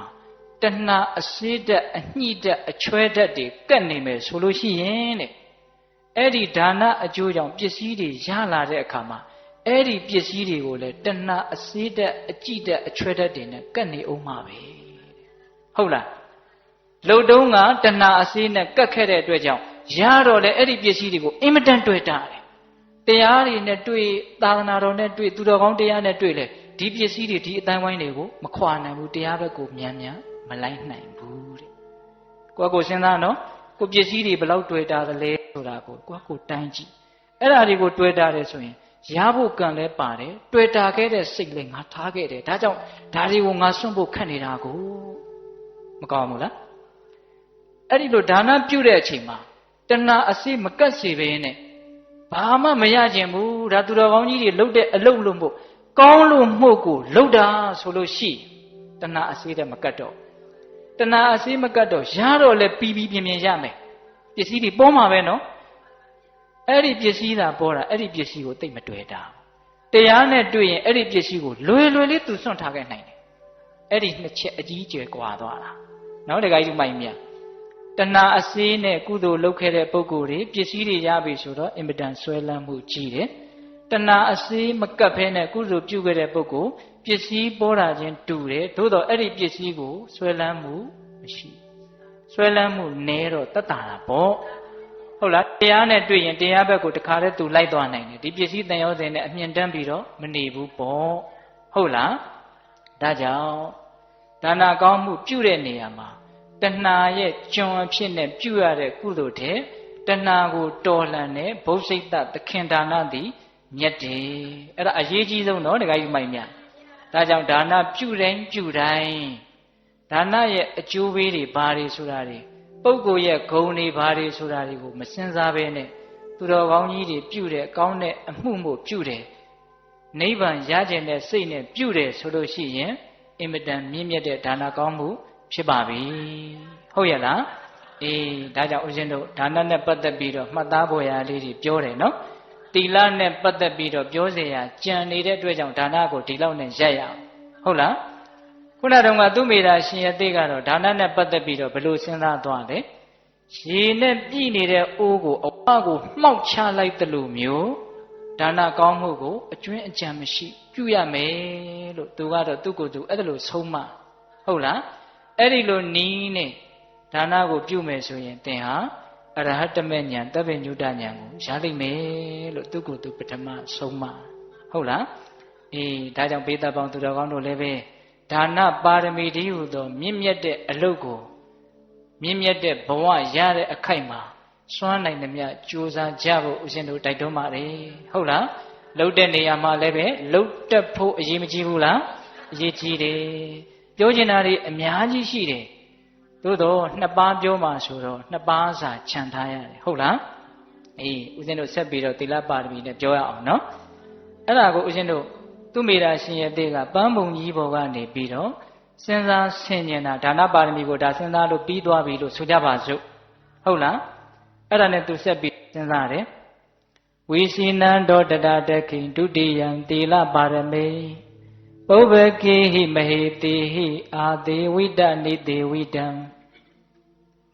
ဝိစီနံဒေါဆက်၍စူးစမ်းဆင်ခြင်နေရှိသောတရားထိုအခါ၌ပုဗ္ဗကေဟိရှိ၌ဖြစ်ကုန်သောမဟေတိဘုရားရှင်ကိုယ်တော်မြတ်ကြီးတို့သည်အာသေဝိတနိတေဝိတံအပံပံမဲမပြတ်မိဝဲတော်မူအပ်ကုန်သောဒုတိယနှစ်ခုမြောက်ဖြစ်သောသီလပါရမီကိုအတ္တခိတွေ့မြင်တော်မူပြီဆက်ပြီးတော့သူစဉ်းစားတယ်ဘုရားဖြစ်အောင်ပြုတတ်တဲ့တရားတွေကဒီဒါနတစ်ခုတည်းမဖြစ်နိုင်ဘူးဘာတွေများရှိသေးလဲလို့ပါရမီပဝိရှယဉာဏ်နဲ့ဆက်ပြီးတော့စဉ်းစားလိုက်တော့ဒုတိယမြောက်သီလပါရမီကိုတွေ့တယ်တဲ့ဟုတ်လားဣမံတုံပထမန္တာဝတ္တလံကတ္တဝါသမာဓိယသီလပါရမီတံကိစ္စယတိဘောဓိပတ္တုမိစ္ဆတိသူမေရာပန္တိတအိုပညာရှိအမောင်သူမေရာတွင်သင်သည်ဘောဓိအရဟတမေဉာဏ်တပ္ပေညုတဉာဏ်လို့ဆိုရတဲ့ဘုရားအဖြစ်သို့ပတ်တုံရောက်လိုသည်ရှိသောယတိအိစ္ဆတိအကယ်၍အလိုရှိသည်ဆိုညာအံဒုတိယနှစ်ခုမြောက်ဖြစ်သောဣမံဤသီလပါရမီကိုဒံလံကတ္တဝါမြဲစွာသမာဓိယံဆောက်တည်ပါလောသီလပါရမီတံသီလပါရမီကိုကိစ္စပူရိဟိဖြည့်စည်းပါလောအိုအမောင်သူမိရာသင်ဖျားဖြစ်ခြင်းနဲ့ဆိုရင်ဒုတိယမြောက်ဖြစ်တဲ့သီလပါရမီကိုခိုင်ခိုင်မြဲမြဲဆောက်တည်ပြီးကျင့်သုံးပါလေလောလို့သူကိုယ်သူအဲ့ဒါလို့ဆုံးမတယ်တဲ့နော်အဲ့ဒါလို့ဆုံးမရင်းနဲ့အဲ့ဒီသီလနဲ့ပတ်သက်ပြီးတော့ခုနတုန်းကဒါနလိုပဲဥပမာလေးနဲ့ဆက်ပြီးတော့သူကိုယ်သူဆုံးမတယ်သီလနဲ့ပတ်သက်ပြီးတော့ဥပမာနော်ခုနတုန်းကဒါနနဲ့ပတ်သက်တဲ့ဥပမာလဲမေ့မပြည့်နဲ့နော်ရေပြည်အိုးကိုမှောက်ချလိုက်သလိုမျိုးဟုတ်လားခုသီလနဲ့ပတ်သက်ပြီးတော့သူဘာစဉ်းစားတော့ဆိုတော့ယထာပိစမရိဝါလံကိတမိန်ရှိပတိလကိတံဥပေတိမရဏံတထနဝီကောပေတိဝါလတေတထေဝစတုတုပုမေတုသီလာနိပရိပုရေယပရိရခတရာသီလံစမရိဝိယဝါလတေပန္တိတာသူမေရာအိုပညာရှိအမောင်သူမေရာယထာပိဥပမာအဖြင့်ငါစမရိမြည်သောသားကောင်းသည်ကိတမိန်တစုံတစ်ခု၌ပတိလကိတံညှိ၍နေသောဝါလံသူရဲ့အမိကိုရခတိဆောင်ရှောက်၏ယထာအချင်းရ၌ပတိလကိတံကံကြီးသည်ဟောတိဖြစ်၏တထာထိုကညိယာယ၌သာလင်မရဏံသေခြင်းသို့ဥပေတိရောက်၏ဝါလရင်သူရဲ့မြည်စံကိုနဝီကောပေတိယထာအပြည့်အစည်းမခံတဲ့ကဲ့သို့ဒါလေးကဥပမာလေးစမရီဆိုတဲ့သားကောင်တစ်မျိုးရှိတယ်တဲ့ခြေလေးချောင်းတတ္တဝါအဲ့ဒါကိုပညာရှင်ကြီးတွေကစမရီဆိုတာတိဘက်မှာရှိတဲ့နွားတစ်မျိုးလို့တိဘက်နွားလားအမီဘွားဒီလိုပြောတယ်နော်စမရီဆိုတာကရှင်းတော့ကဘယင်မင်းမြတ်တွေမင်းမြောက်တစား၅ပါးမှာရက်အဖြစ်နဲ့အသုံးချနော်စမရီသားမီးဆိုတာအဲ့ဒီစမရီသားကောင်ဟာသူ့ရဲ့အမီးကိုအင်မတန်ချစ်တယ်ဘလောက်ထိချစ်တယ်လဲဆိုရင်သူတော်တဲ့ကိုကျက်စားရင်းနဲ့အစာရှာရင်းနဲ့တစုံတစ်ခုနဲ့သူ့ရဲ့အမီးလေးညှိနေတယ်ဆိုရင် तू မယုံဘူးအဲ့ဒီအမီးလေးပြက်သွားမှာဆိုလို့အဲ့ဒီညှိနေရင်မပြုံမချင်းဒီတိုင်းပဲရက်ဘလောက်ကြာအောင်ရက်နေလဲဆိုသေသည်အထိ तू ရက်နေတယ်အောစရာကောင်းတဲ့တတ္တဝါတစ်မျိုးပေါ့နော်အဲ့ဒီစမရီသားကောင်ဟာသူ့ရဲ့အမီးကိုအပြက်အစည်းမခံမဲနဲ့အကယ်၍ညှိနေတယ်ဆိုရင် ညိယအရက်မှာပဲအသေးခံလိုက်တော့တာနော်အဲ့ဒီဥပမာအတိုင်းပဲတဲ့တေဝါထုအတူသာလင်တွန်ပိသင်သည်လေးစတုသူလေးမျိုးကုံသောဘူမိတုသံဝရတို့ရဲ့တရားဘုံတို့၌သီလံဤသီလတို့ကိုပရိပူရယဖြည့်ခြင်းမာလောစမရိမြည်သောသားကောင်းသည်ဝါလံအမိကိုရခတိဣဝစောင့်ရှောက်လေတဲ့ကဲ့သို့သီလံသီလကိုတပ္ပရာခါခသိမ့်ပရိရခါစောင့်ရှောက်ပါလောမောင်တကယ်လို့ဖျားဖြစ်ခြင်းတယ်ဆိုလို့ရှိစမရိသားကောင်ဟာသူ့ရဲ့အမိကိုအသက်နဲ့လဲပြီးတော့စောင့်ရှောက်တယ်လို့မျိုးသီလဆိုတဲ့တရားကိုအသက်နဲ့လဲပြီးတော့သင်စောင့်ရှောက်ထိမ့်သိမ့်ပါလေလို့သူကအဲ့ဒါလို့ဆုံးမတယ်တဲ့ဒါသီလနဲ့ပတ်သက်ပြီးတော့ဦးဇင်းတို့ဖရာလောင်ကြီးရဲ့ဒါဖရာရဲ့ဏိဒန်းလို့တောင်ပြောလို့ရတယ်နော်ဖရာဖြစ်အောင်ကျင့်တဲ့နေရာမှာဖရာအဖြစ်ကိုပြုတတ်တဲ့ဒုတိယမြောက်ပါရမီမြင့်မြတ်သောကျင့်စဉ်တနည်းအားဖြင့်ဒုတိယသဘာဝတစ်ခုပေါ့နော်သီလဟုတ်လားသီလဆိုတာဘာလဲဆိုလို့ရှိရင်ပင်ကိုယ်သဘောငကိုယ်သဘောလို့လည်းအဓိပ္ပာယ်ရတယ်တဲ့နော်ဆိုကြပါစို့တတ္တဝါတူကိုတတ်လိုက်တယ်ဆိုရင်ပင်ကိုယ်သဘောမရှိတော့ဟုတ်ရဲ့လားဒီဒါလေးတွေချက်ထွင်ပြီးတော့စဉ်းစားနော်အေးအဲ့ဒီလိုဦးဇင်းတို့သီလနဲ့ပတ်သက်ပြီးတော့အင်မတန်ပြောခြင်းပါတယ်အဲ့ဒီတော့ပြောတာလေးတွေကတော့တိုစီလေးတွေဦးဇင်းမှတ်စရာလေးတွေပဲပြောမှာနော်အေးဦးဇင်းတို့ပြီးတော့ခွေတွေပါတွေပြန်လာပြီးတော့ကိုညာနဲ့ကိုအကျယ်ချက်ပြီးတော့စဉ်းစားပေါ့ဟုတ်လားအဲ့တော့ဒီသီလကိုဘာကြောင့်အရေးတကြီးဒါနတဲ့အကြီးတယ်နော်ဘာဖြစ်လို့အရေးကြီးလဲဆိုတော့သူ့ကြတော့အသက်နဲ့လဲခိုင်းတာသီလကြတော့ဘာနဲ့လဲခိုင်းတယ်အသက်နဲ့လဲခိုင်းတာဘာဖြစ်လို့သီလကိုအသက်နဲ့လဲခိုင်းတယ်လဲဆိုတော့စောင့်ထိန်ရင်အင်မတန်အကျိုးကြီးတယ်မစောင့်ထိန်ရင်လည်းအင်မတန်အပြစ်ကြီးတယ်ဒါကြောင့်မို့လို့သီလဟာအရေးကြီးတယ်နှစ်မျိုးပြောတယ်နော်စောင့်ထိန်ရင်အင်မတန်အကျိုးကြီးတယ်မစောင့်ထိန်ရင်အင်မတန်အပြစ်ကြီးတယ်စောင့်ထိန်ရင်ဘယ်လောက်ထိအကျိုးကြီးမလဲဘုရားတို့အင်္ဂုတ္တပါဠိတော်မှာလာတဲ့မြတ်စွာဘုရားရဲ့ဒေသနာလေးကိုကိုးကားပြီးတော့ပြောပြသီလပြည့်စုံတယ်ဆိုလို့ရှိသီလဆိုတာဘာလို့မပြောတော့ဘူးနော်ကိုယ်နဲ့နှုတ်ကိုစောင့်စည်းတာကာယကံဝစီကံအပြစ်ကင်းအောင်နေတာသီလဆိုတာတော့ဒီပိဋကကြီးသိတယ်နော်အဲ့ဒါအတွက်ဥစဉ်တို့အချင်းကုန်မခံတော့ဘူးနော်အေးအဲ့ဒီသီလကိုစောင့်စည်းမယ်ဆိုလို့ရှိရင်တဲ့ဘာဖြစ်လာလဲဆိုတော့ငါရဲ့တန်တမှာနှုသောပိဋိပါမောက္ခတရားတွေဖြစ်ပါစေလို့ဆန္ဒပြုเสียမလိုဘူးတဲ့သီလပြည့်စုံရင်နှုသောပိဋိဆိုတဲ့ပါမောက္ခတရားလေးတွေအလိုလိုဖြစ်လာတယ်နေလို့ထိုင်လို့ကောင်းလားဟုတ်လားအဲ့ဒီပါမောက္ခဆိုတဲ့နှုသောပိဋိလေးဖြစ်လာရင်ရင်သောပိဋိတသိမ့်သိမ့်တုံလုပ်ပြီးတော့စိတ်ထဲမှာတိတိတန်တာခံစားရတဲ့ပိဋိပေါ့နော်အဲ့ဒီပိဋိဖြစ်ပါစေလို့ဆန္ဒပြုเสียမလို့အဲ့ဒီရင်တဲ့ပိဋိအလိုလိုဖြစ်တယ်တဲ့အဲ့ဒီပိဋိဖြစ်လာလို့ရှိရင်ပတ္တတိဖြစ်ပါစေလို့တောင်းတเสียမလို့ကိုယ့်ရဲ့စိတ်ရဲ့အေးချမ်းခြင်းပတ္တတိအလိုလိုဖြစ်တယ်ပတ္တတိဖြစ်လာလို့ရှိရင်ဒုက္ခဆိုတဲ့ချမ်းသာခြင်းအလိုလိုဖြစ်တယ်ဒုက္ခဆိုတာဖြစ်လာရင်တည်ငြိမ်ခြင်းတမာတိဆိုတာအလိုလိုဖြစ်တယ်အသေးစိတ်မပြောတော့ဘူးနော်တည်ငြိမ်ခြင်းတမာတိဖြစ်လာရင်အမှန်အကန်မြင်ခြင်းဆိုတဲ့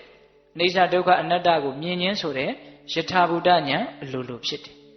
ယထာဘူတဉာဏ်ဖြစ်ရင်နိဗ္ဗိဒာလောကကြီးဟာပျော်စရာမဟုတ်တဲ့အတွက်ကြောင့်ပျော်စရာမဟုတ်ဘူးလို့အလိုလိုသိတဲ့ဉာဏ်ဖြစ်လာတယ်နိဗ္ဗိဒဉာဏ်ဖြစ်လာလို့ရှိရင်ဝိရာဂဆိုတဲ့မဲ့ဉာဏ်ဝိမု ക്തി ဆိုတဲ့ဖူဉာဏ်နောက်ဆုံးပြန်ပြီးတော့စဉ်းစားဆင်ခြင်တဲ့ပစ္စုပ္ပခဏဉာဏ်ဆိုတဲ့အဲ့ဒီမြင့်မြတ်မှုတွေဟာသီလကိုမှီပြီးတော့အစဉ်စဉ်တက်သွားတာဒါဥစဉ်အမြင့်ဆုံးကိုပြောပြတာနော်ဒါကြောင့်သီလသည်တမာတိပညာတို့ရဲ့တရားမြေကြီးနဲ့တောင်တူတယ်လို့ပြောတယ်ဟုတ်လားဘာနဲ့တူတယ်အရာအလုံးဟာမြေကြီးပေါ်မှာမှီပြီးတော့ထောက်တည်ထားရတယ်သူတော်ကောင်းတရားမှန်သမျှသည်သီလပေါ်မှာတည်ရတယ်ခုနတုန်းကဒါနလည်းပဲသီလပေါ်မှာတည်ရတာပဲသီလမပြည့်စုံတဲ့ပုဂ္ဂိုလ်ရဲ့ဒါနသည်သိပ်ပြီးတော့အယောင်မထွက်ဟုတ်ရဲ့လားအေးဒါကြောင့်သီလဟာအင်မတန်အရေးကြီးတယ်အကျိုးတရားတွေအဲ့လိုရတယ်ဦးဇင်းတို့အင်္ဂုတ္တပါဠိတော်မှာတော့မြတ်စွာဘုရားကဟောပါတယ်တခါပါတော့ဦးဇင်းတို့ ਨੇ အင်မတန်မှတ်သားစရာကောင်းတဲ့အဆုံးအမသီလပြည့်စုံလို့ရှိရင်နံပါတ်1 မမေးမလျော်မှုရှိတဲ့အတွက်ကြောင့်ပစ္စည်းဥစ္စာတွေအစုလိုက်အပြုံလိုက်တောင်ရနိုင်နေတယ်လူအများစုသိတာကဒါနာတော်ဘောဂဝါလှူခြင်းပစ္စည်းပေါ်တယ်ဆိုတာပဲသိတာနော်အခုဒီမှာသီလရှိရင်ဘာရမယ်လို့ပြောနေတယ်ပစ္စည်းဥစ္စာတွေရမယ်ရတာမှမဟာတန်ကြီးကျယ်စွာသောဘောဂစည်းစိမ်ဥစ္စာကိုအဓိကိစ္စတိလွယ်လွယ်လေးရမယ်တကယ်ဆောင်ထင်းရင်နော်နံပါတ်1ပစ္စည်းဥစ္စာတွေရမယ်နံပါတ်2ကလျာဏောကိတ္တိတ္တောအဘုကိစ္စတိကိုယ့်ရဲ့ကောင်းတဲ့သတင်းတွေဟာပတ်ဝန်းကျင်မှာအများကြီးပြန့်နှံ့နေနောက်တခါကြီးမှမြတ်ဒါတွေနဲ့ပတ်သက်ပြီးတော့ဦးဇင်းကအကျေလေးပြောပြမယ်နောက်နံပါတ်3ပရိသတ်ကြားထဲသွားလို့ရှိရင်မျက်နှာမငယ်ရဘူးမျက်နှာအောက်မချရဘူးတာတာရရကြီးကြီးလင်းလင်းနဲ့တင့်နဲ့တဲတဲ့သိက္ခာရှိသွားနိုင်တယ်သီလရှိရင်ဟုတ်လားမရှိရင်ပြောင်းပြန်တွေးနော်မရှိရင်ပြောင်းပြန်အဲ့ဒါတခါတည်းဟောပြီးသားပဲတရားကအတူတူလေးတွေကြီးပြောနေတာမို့အချိန်ကုန်မခံတာဟုတ်လားနောက်စတုထမြောက်သေတော်လည်းပဲကြီးကြီးလင်းလင်းသေရတယ်ငါအပြစ်ကင်းကင်းနေလာတာဘာကိုကြောက်ရမှာတော့သေမှာကြောက်တယ်ဆိုတာသီလမရှိတဲ့ပုဂ္ဂိုလ်တွေရဲ့အလုံးငါလိုသီလရှိတဲ့လူတစ်ယောက်ဒီဘာသေမှာမှကြောက်ရမလို့ဘူးလို့ရဲရှင်းတော့သေခြင်းနဲ့သေရအဲ့ဒီလိုကောင်းကောင်းသေတဲ့အတွက်ကြောင့်သူကတိဆိုတဲ့ကောင်းတဲ့ဘုံကိုရောက်သွားရောဘယ်နှမျိုးလဲ5မျိုးဟုတ်လားသီလမရှိရင်တော့ပစ္စည်းတွေအစုလိုက်ပြုံလိုက်အကုန်ခန်းသွားမယ်ဟုတ်လားမကောင်းတဲ့အပုပ်နှံ့တွေမကောင်းတဲ့ရင်တွေထွက်မယ်ဟုတ်လားပရိသတ်ကြားမှာမျက်နှာအောက်ချပြီးတော့ညှို့ညွန့်ငယ်ငယ်နဲ့နေရမယ်ဟုတ်လားတွေတွေဝေကြောက်ကြောက်လန့်လန့်နဲ့ငါတော့မှားခဲ့ပြီသေရမယ်နော်အဲ့လိုသေတဲ့အတွက်ကြောင့်အဲ့ဒီလိုပုံကူမျိုးလာရဒုက္ခတိကိုရောက်တတ်တယ်အခြေခံမကြဘူးလားဒါကြောင့်မြတ်စွာဘုရားဒီဒေသနာတော်လေးအဲ့ဒီမှာဦးဇင်းတို့ကသီလပြည့်စုံတဲ့ပုဂ္ဂိုလ်တွေဟာကလျာဏောကိတ္တိတ္တောဆိုတဲ့ဟောပြောချက်ကလေးကိုသိသဘောကျတယ်သီလပြည့်စုံတယ်ကိုကျင့်တရားကောင်းတယ်ဆိုတဲ့လူတွေဟာသူတို့ရဲ့သတင်းတွေသူတို့ရဲ့ဂုဏ်တွေဟာနေရအနှံ့ပြားမှာရှိတယ်အဲ့ဒါလေးနဲ့ပတ်သက်ပြီးတော့ရှင်အနန္ဒာတနေ့မှစဉ်းစားတယ်တဲ့သပယ်ပန်းနံလေးတွေမှုေးလိုက်တာစန္ဒကူးနံလေးတွေမှုေးလိုက်တာအဲ့ဒီအနံ့တွေဘလောက်ပဲမှုေးပါတယ်ပြောလေရဲ့အထက်ဖက်ကိုတော့မမှုေးနိုင်ဘူးလေသေးရနောက်ကိုပဲမှုေးနိုင်တာအဲ့ဒီလိုလေအောက်လေညာအရက်ဒေတာအလုံးကိုမှုေးပြတ်နိုင်တဲ့အနံ့ဆိုတာဒီပြင်ရှိမြန်းရှိသေးလားမသိဘူးလို့သူစဉ်းစားနေတယ်အဲ့ဒီလိုစဉ်းစားရင်းနဲ့ငါစဉ်းစားနေလို့ဘယ်အဖြေထွက်တော့ကဲလွယ်နီးပဲဖျားပဲသွားပြီးတော့မေးလိုက်တော့မယ်ဆိုတော့မြတ်စွာဘုရားဒီရောက်သွားတယ်ရောက်သွားတော့အဲ့ဒီသူစဉ်းစားတာလေးကိုဘုရားကိုလျှောက်တယ်လျှောက်တော့မြတ်စွာဘုရားကရှိတာပေါ့လေအောက်လေညာအရက်၄မျက်နှာ၈မျက်နှာနေရာမရွေးပြန့်နှံ့နေတဲ့မှုေးပြန့်တဲ့ယနံ့ဆိုတာရှိအဲ့ဒါဘာလဲဆိုတော့သီလယနံ့မယ်တဲ့နော်နသန္တနံတကရဝပိဥပ္ပလံထဝိတိကိ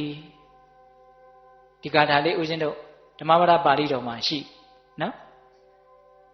အနံ့နေအများကြီးကိုကောင်းစေတဲ့ပန်းနံ့နေရှိ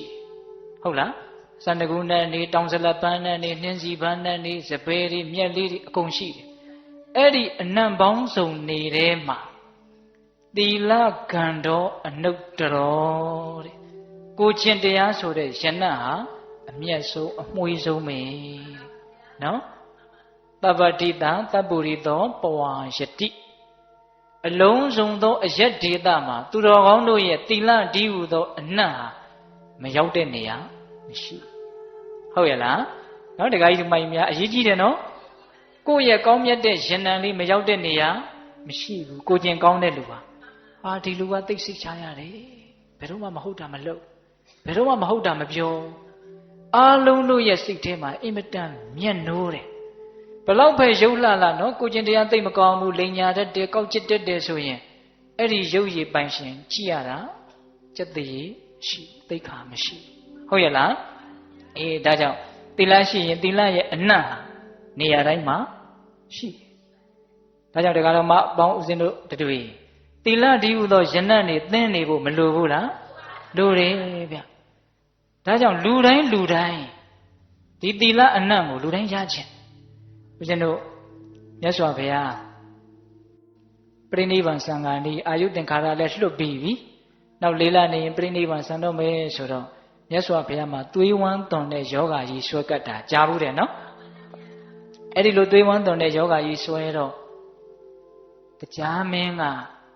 အဲ့ဒီမြတ်စွာဘုရားရဲ့ကျင်ကြီးကျင်ငယ်အိုးတွေကိုလာပြီးတော့သွန်တာသွန်တော့မြတ်စွာဘုရားကဘယ်သူတုံးလို့မေးတယ်ပြီးတော့တပည့်တော်တရားမင်းပါဘုရားမြတ်စွာဘုရားသူ့ရဲ့ကျေးဇူးရှင်လေဦးဇင်းတို့တက္ကပညာသုတ်တံမှာတည်တော့မဲ့ဇဲဇဲမှာသူ့ကိုတအားကောင်းတော့အောင်သောတာပန်ဖြစ်အောင်ဒီတရားစည်းစိမ်မပြတ်စည်းအောင်ဘုရားကသူ့ကိုကျေးဇူးအများကြီးပြုထားတာဟုတ်လားဘုရားကိုသူအင်မတန်ကြီးညိုပါတယ်အဲ့ဒါကြောင့်မလို့သူရောက်လာတာရောက်လာတော့ဘယ်သူလဲဆိုတော့တပည့်တော်တရားပါဘုရားဘာလို့တာတော့အရှင်ဘုရားကိုပြုစုမလို့ပါဘုရားအဲ့ဒီတော့မြတ်စွာဘုရားကနှင်လွတ်တယ်တကားကြီးပြန်သွားတရားမင်းပြန်သွားလူတွေရဲ့အနတ်ဟာသင်တို့ရဲ့နတ်တွေယူဇနာတရားကတောင်မှပုတ်ဟောင်တဲ့အနတ်ကိုရတယ်မို့လားသင်ပြန်သွားအဲ့ဒီလိုပြောတော့တရားမင်းကဘာပြောတော့ဆိုတော့အရှင်ဘုရားတဲ့အရှင်ဘုရားရဲ့သီလရဏံကမှုေးပြန့်လွန်းလို့ဘုရားတပည့်တော်ကြီးအဲ့ဒီသီလရဏံကိုမျက်နှိုးလွန်းလို့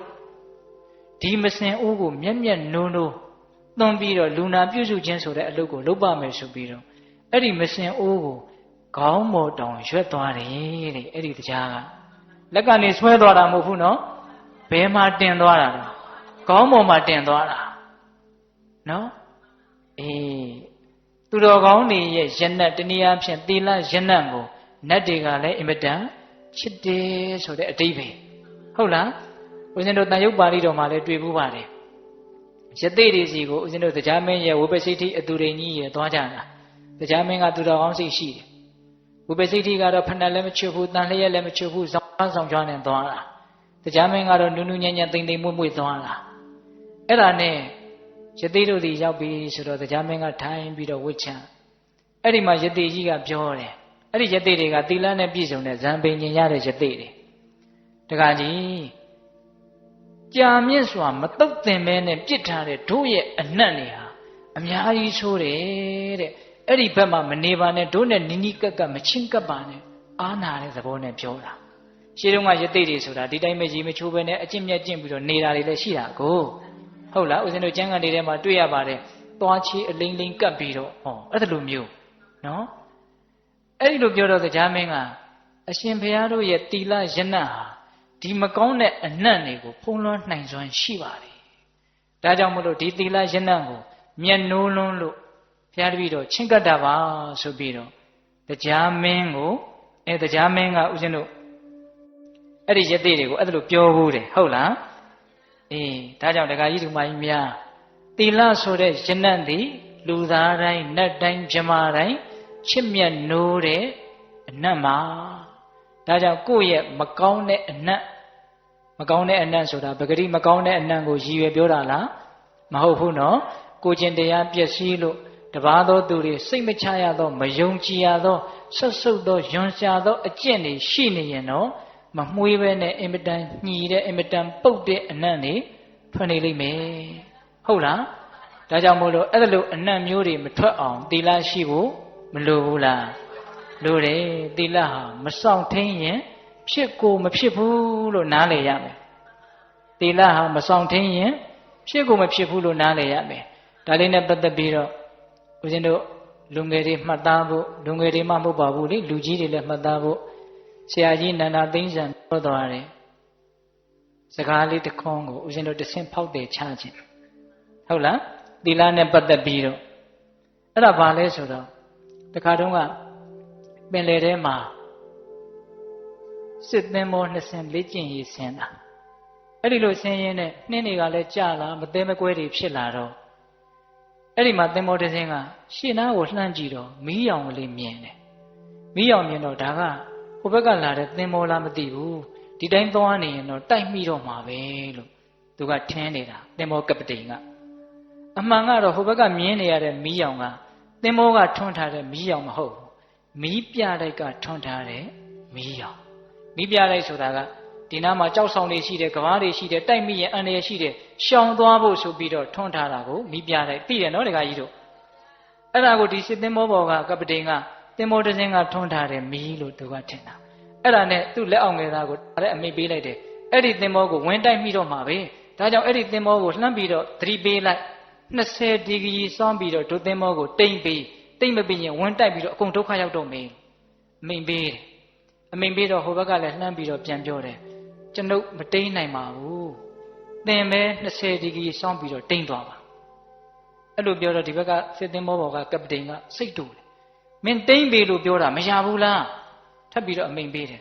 ကျုပ်တိမ့်မပေးနိုင်ဘူးဟိုဘက်ကလည်းဘယ်တိမ့်ပေးနိုင်မှာလဲမိပြလိုက်ပါလို့ပြောနေတိမ့်လို့ပဲရမှာဟုတ်လားအဲ့ဒီလိုပြောတဲ့အခါကျတော့ဒီဘက်ကတိတ်ပြီးတော့စိတ်တူလာပြီးတော့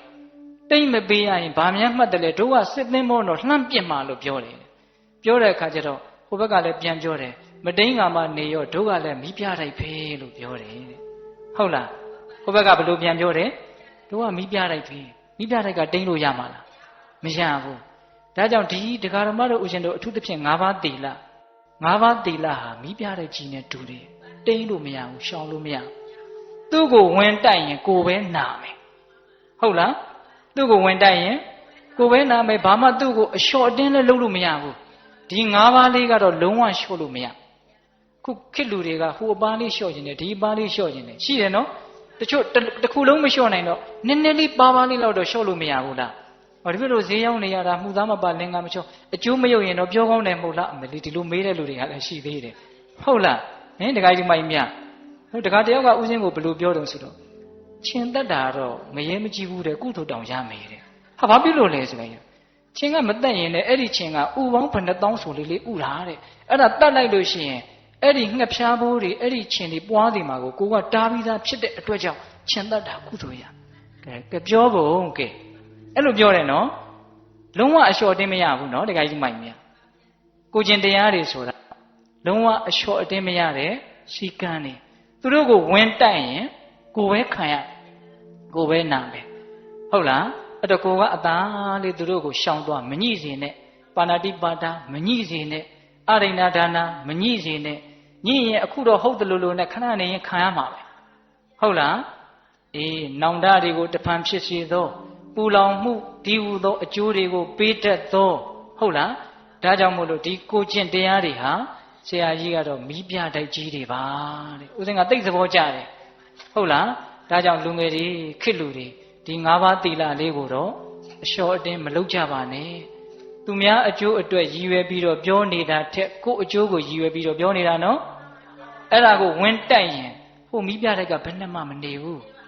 နော်ကိုခံရမှာနော်အဲ့ဒါလိုပဲဝင်တိုက်ပြီးဆိုလောကကြီးကတော့ပုံမှန်သွားနေမှာကိုလွန်ကျူးရင်ကိုပဲခံရမှာဟုတ်လားဒါကြောင့်သီလသည်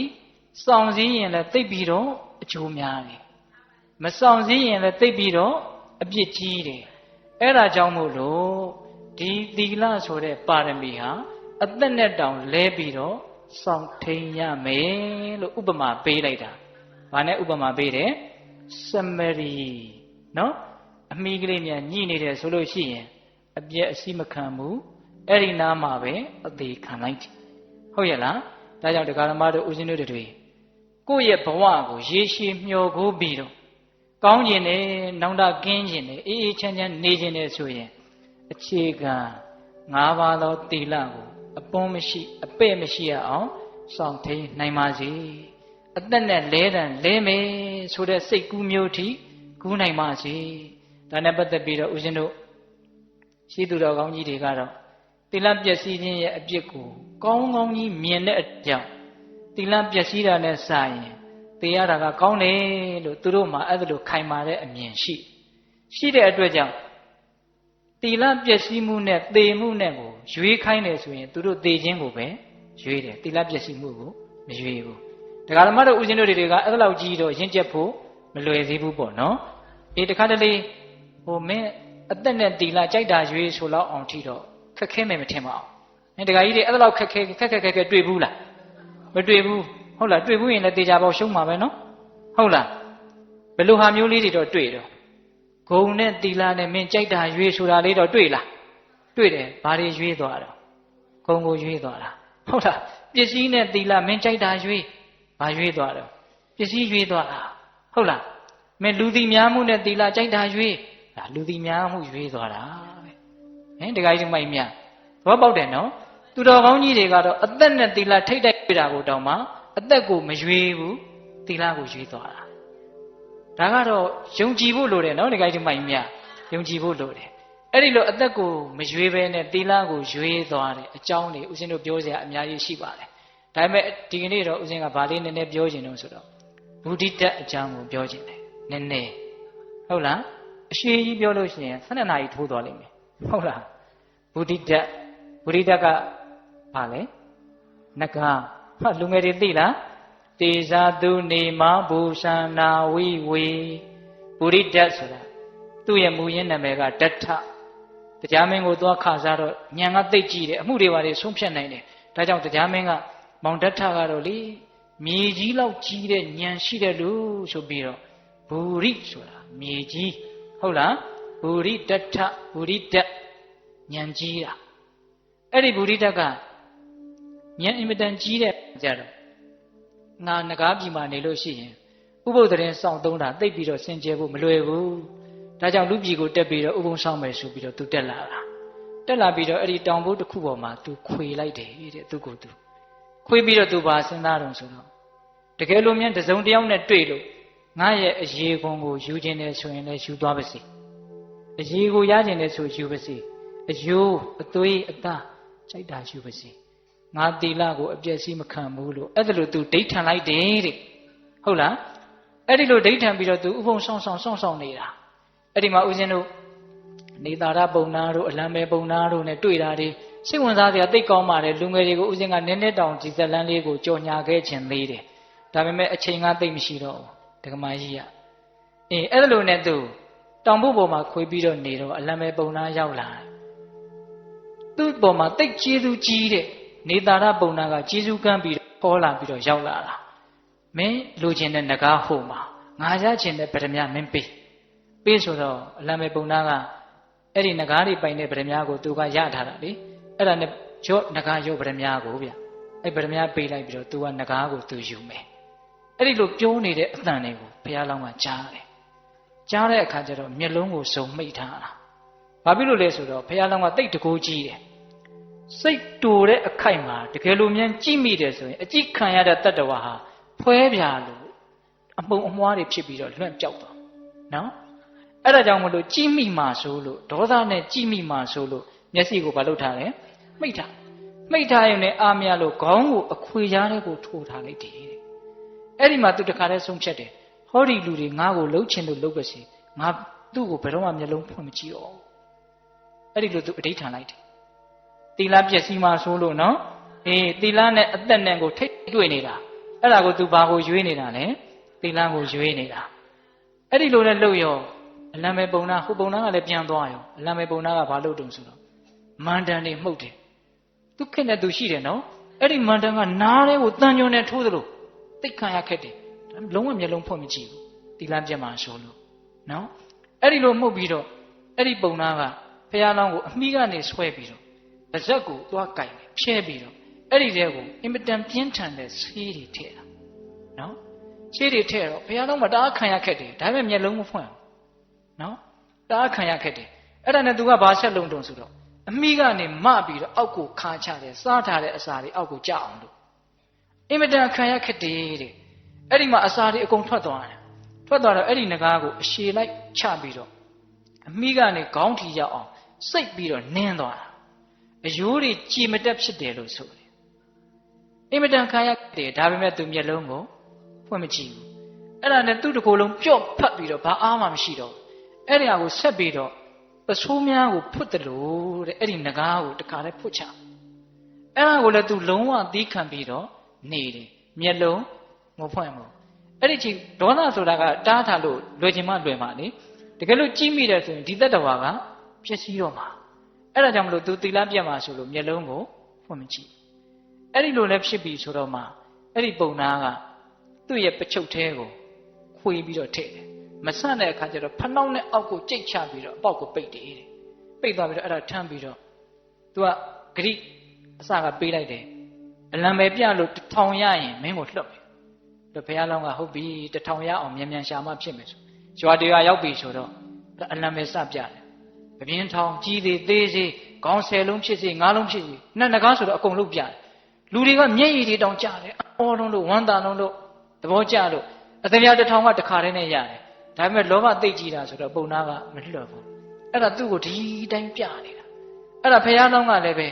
အဲ့ဒီပုံနာကိုအမျက်ဒေါသနဲ့တစ်ခါမှမကြည့်ဘူးနော်တခါကြီးမိုင်မြဘာအတွက်သူစောင့်စည်းနေတာလဲသီလအတွက်သူစောင့်စည်းနေတာဟုတ်လားအေးအဲ့ဒါလို့သူစွန့်လွတ်ပြီးတော့ဒီသီလကိုစောင့်ထိန်ခဲ့တာနောက်ဆုံးတော့သူ့ရဲ့နှမတွေညီတွေနဲ့တွေ့ပြီးတော့ဟိုဇလန်းကတော့ကောင်းကောင်းလေးသိမ့်သွားတာပေါ့လေဒါပေမဲ့သူခံခဲ့ရတာသူ့ရဲ့စွန့်စားကန်းဒီသီလဒီဟုသောယရနာရဖို့အတွက်သူ့ရဲ့စွန့်စားကန်းကတော့တကယ်ကိုကြောက်ခမန်းလိလိအံ့ဩစရာမကောင်းဘူးလားကောင်းတယ်ဇတ်တော်တွေထဲမှာအဲ့လိုအများကြီးရှိပါတယ်ဟိုဒီကနေ့ခေတ်မှာလည်းပဲအများကြီးရှိပါတယ်ဒါကတော့ကြုံဘူးတဲ့လူတွေလည်းရှိမှာပါပဲဟုတ်လားကဲထားပါတော့ဒါကြောင့်သီလရဲ့တန်ကိုသိရင်သိသလောက်အသက်ဆွန့်သည့်အထိသူတော်ကောင်းကြီးတွေဟာဝင်မလေးဘူးလို့နားလည်ပြီးတော့တရားဓမ္မတို့ဥရှင်တို့တွေဟာလည်းပဲစမရီသားကောင်ဟာသူ့ရဲ့အမိကိုစောင့်ရှောက်တလူမျိုး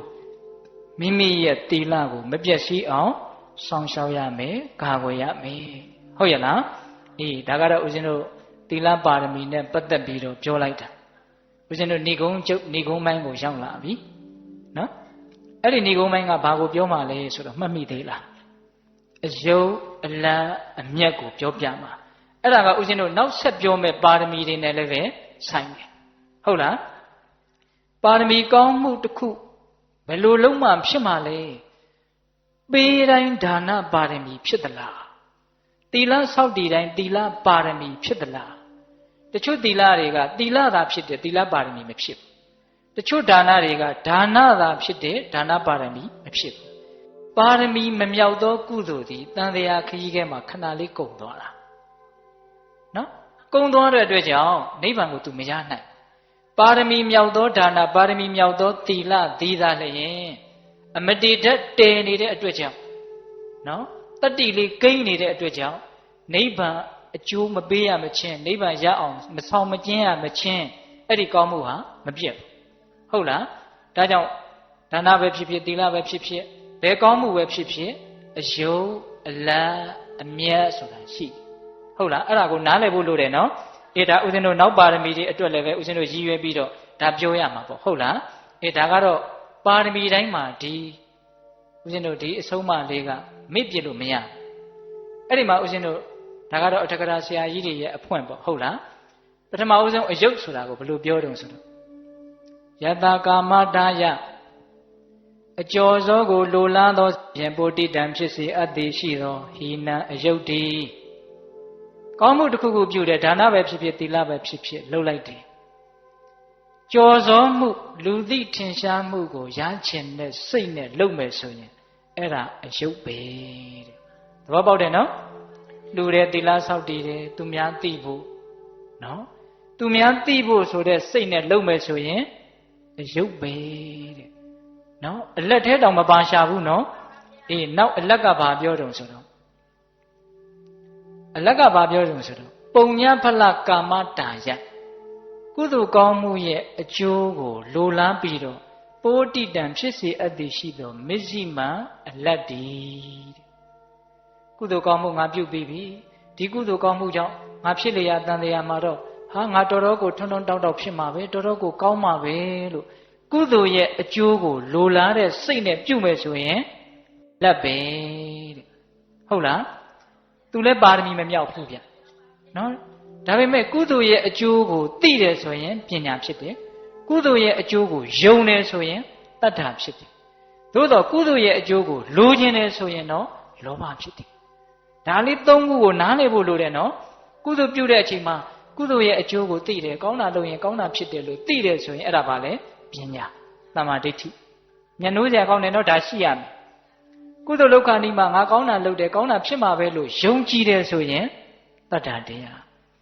ကုသိုလ်ပြုတယ်ကောင်းတာတွေရမယ်အဲ့ဒီကောင်းတာတွေကိုငါသိမမောတာပဲရကျင်တယ်ဆိုရင်တော့လောဘဖြစ်တယ်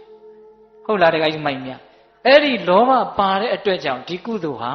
အလက်ဖြစ်ရတယ်ဟုတ်လားအမျက်ဆိုတာကြတော့ဘယ်လိုမှဖြစ်မှာတော့ဆိုတော့ဣဒံဧယမှုသေးကကတ္တဗံဧဝပြုသင်ပြုတိုင်းသောအမှုပေသည်ဣတိဤသို့စဉ်းစားပြီးတော့ ရိယာဘာဝံအရိယာတို့ရဲ့သဘောတဘာဝအလေးအကျင့်ကိုနှိမ့်သားရအမိပြု၍ပိုတိတံဖြစ်စေအပ်သည်ရှိသောပဏိတံအမျက်တည်းဟောဒီအလုတ်ကတော့ကောင်းတဲ့အလုတ်မို့လုပ်တာဟိကောင်းတဲ့အလုတ်မို့လို့ကိုလုပ်တာဟုတ်လားဣဒံဤအမှုသည်ကကတ္တပံဧဝလုတ်တင်လုတ်ထိုက်သောအမှုပေတည်းဣတိဤသို့စဉ်းစားပြီးတော့အရိယာဘာဝံမြင့်မြတ်စင်ကြဲတဲ့အရိယာတို့ရဲ့သဘောတဘာဝအလေးအကျင့်ဟု၍နေသားရအမိပြု၍ပိုတိတံဖြစ်စေအပ်သည်ရှိသောပဏိတံအမျက်တည်းရှေးသူတော်ကောင်းအရိယာကြီးတွေဖရာအစရှိတဲ့အရိယာသူတော်ကောင်းကြီးတွေလှုပ်သွားတဲ့အလုတ်တကယ်ကိုနိဗ္ဗာန်ရစေနိုင်တဲ့အလုတ်လှုပ်တဲ့လှုပ်ထိုက်တဲ့အလုတ်သူများအကျိုးရှိကိုအကျိုးရှိတဲ့အလုတ်မို့လို့လှုပ်တာလို့အဲ့ဒီလိုစိတ်ကူးနဲ့လှုပ်မယ်ဆိုရင်အဲ့ဒါဘာလဲအမြတ်တဲ့အဲ့ဒါပါရမီထိုက်တယ်နော်တခါကြီးမိုင်မြကိုရှိစစ်နေမယ်ကုသိုလ်ကောင်းမှုရဲ့အကျိုးကိုလိုလားနေမယ်ဆိုလို့ရှိရင်အဲ့ဒါပါရမီမထိုက်ဘူးဒါနတော့ဖြစ်တယ်သီလလည်းဖြစ်တယ်ထိုက်တဲ့အကျိုးတွေလည်းရမှာပဲနော်ထိုက်တဲ့အကျိုးတွေလည်းရမှာပဲနော်အေးရလာရင်စောစောတုန်းကတရားအလယ်လောက်မှာဥစဉ်ပြောခဲ့တယ်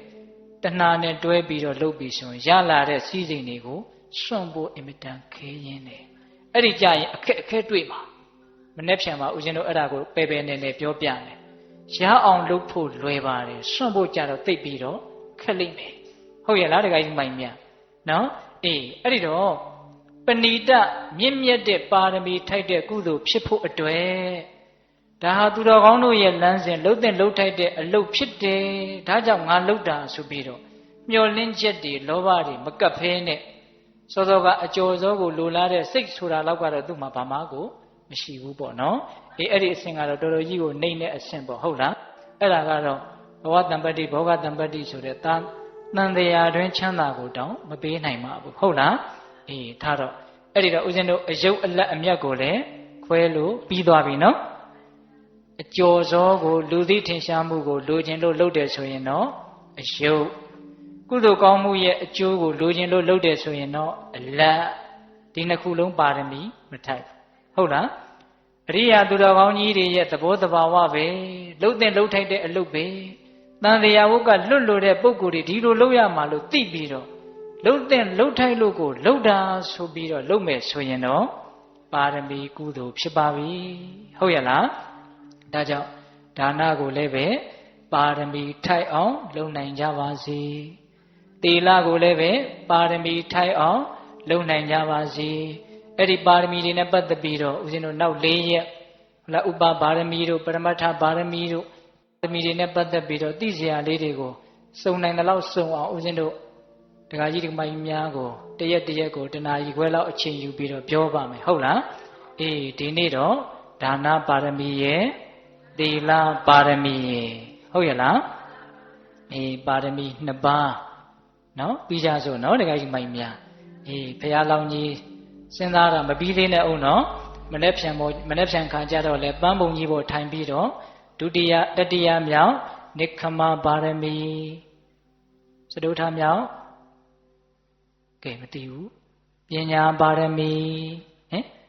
ဒါနံသီလင်္စနိက္ခမံပညာဝီရိယပင်စမံခန္တီသစ္စာအဋိဋ္ဌာနမိတုပိခာတိမာတတာအတူချုပ်လေးနော်ဒါနာသီလနိက္ခမပညာဝီရိယခန္တီ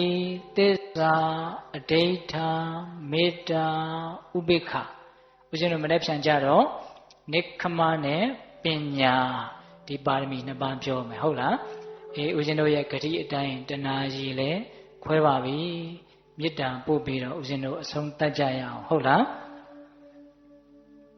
ဘဝတုသဗ္ဗမင်္ဂလရက္ခန္တုသဗ္ဗဒေဝတာသဗ္ဗဗုဒ္ဓ ानु ဘာဝေနတရာဒုက္ခိဘဝန္တုတိဘဝတုသဗ္ဗမင်္ဂလရက္ခန္တုသဗ္ဗဒေဝတာသဗ္ဗဓမ္မာ ानु ဘာဝေနတရာဒုက္ခိဘဝန္တုတိဘဝတုသဗ္ဗမင်္ဂလရက္ခန္တုသဗ္ဗဒေဝတာသဗ္ဗသံဃာ ानु ဘာဝေနတရာဒုက္ခိဘဝန္တုတိတေတုဝါကတရားနာပိသပေါင်းတင်သူတော်ကောင်းတို့သာတာအလုံးသောတတ္တဝါအနန္တတို့အား သဗ္ဗမင်္ဂလံလောကီလောကုတ္တရာကောင်းဆိုသမျှမင်္ဂလာဝဝတိဘဝတုကောင်းစွာမသွေဖြစ်တော်မူကြပါစေတည်းသဗ္ဗဒေဝတာမိမိတို့ခန္ဓာကိုယ်မှာစောင့်ကြနေကြကုန်သောနတ်မိမိတို့အိမ်မှာစောင့်ကြနေကြကုန်သောနတ်မိမိတို့သာသနာမိမိတို့ကဘာမှာစောင့်ကြနေကြကုန်သောနတ်မျက်နှာကောင်းနာပေါင်းတို့ကလည်းပဲရက္ခဏတို့ကောင်းစွာမသွေဆောင်ရှောက်တော်မူနိုင်ကြပါစေတည်းသဗ္ဗဗုဒ္ဓ ानु ဘာဝေနကင်္ဂဝါလူသေးစုမကပွင့်တော်မူကြတဲ့စုစုတို့တာပါဘုရားရှင်ကိုယ်တော်မြတ်တို့ရဲ့တကုတေဇောအာနုဘောတော်တို့ကြောင့်၎င်းသဗ္ဗဓမ္မ ानु ဘာဝေနမေလီရန်ဖူလီရန်နိဗ္ဗာန်ပရိယတိဟုဆိုသောစေတံတော်တရားတော်မြတ်တို့ရဲ့တကုတေဇောအာနုဘောတော်တို့ကြောင့်၎င်းသဗ္ဗသံဃာ ानु ဘာဝေနမဂ္ဂထံ၄ယောက်ဖဏထံ၄ယောက်ဆိုသောရှင်အောင်တော်ရိယာသံဃာရှင်မြတ်တို့နဲ့တကွာ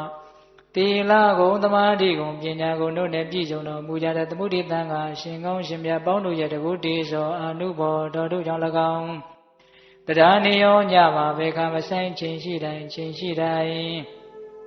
ဒုက္ခိကိုယ်စိတ်နှပြချမ်းမာချမ်းသာခြင်းရှိကြကုန်သည်ဘဝတို့ကောင်းစွာမသွေဖြစ်တော်မူကြပါစေတည်း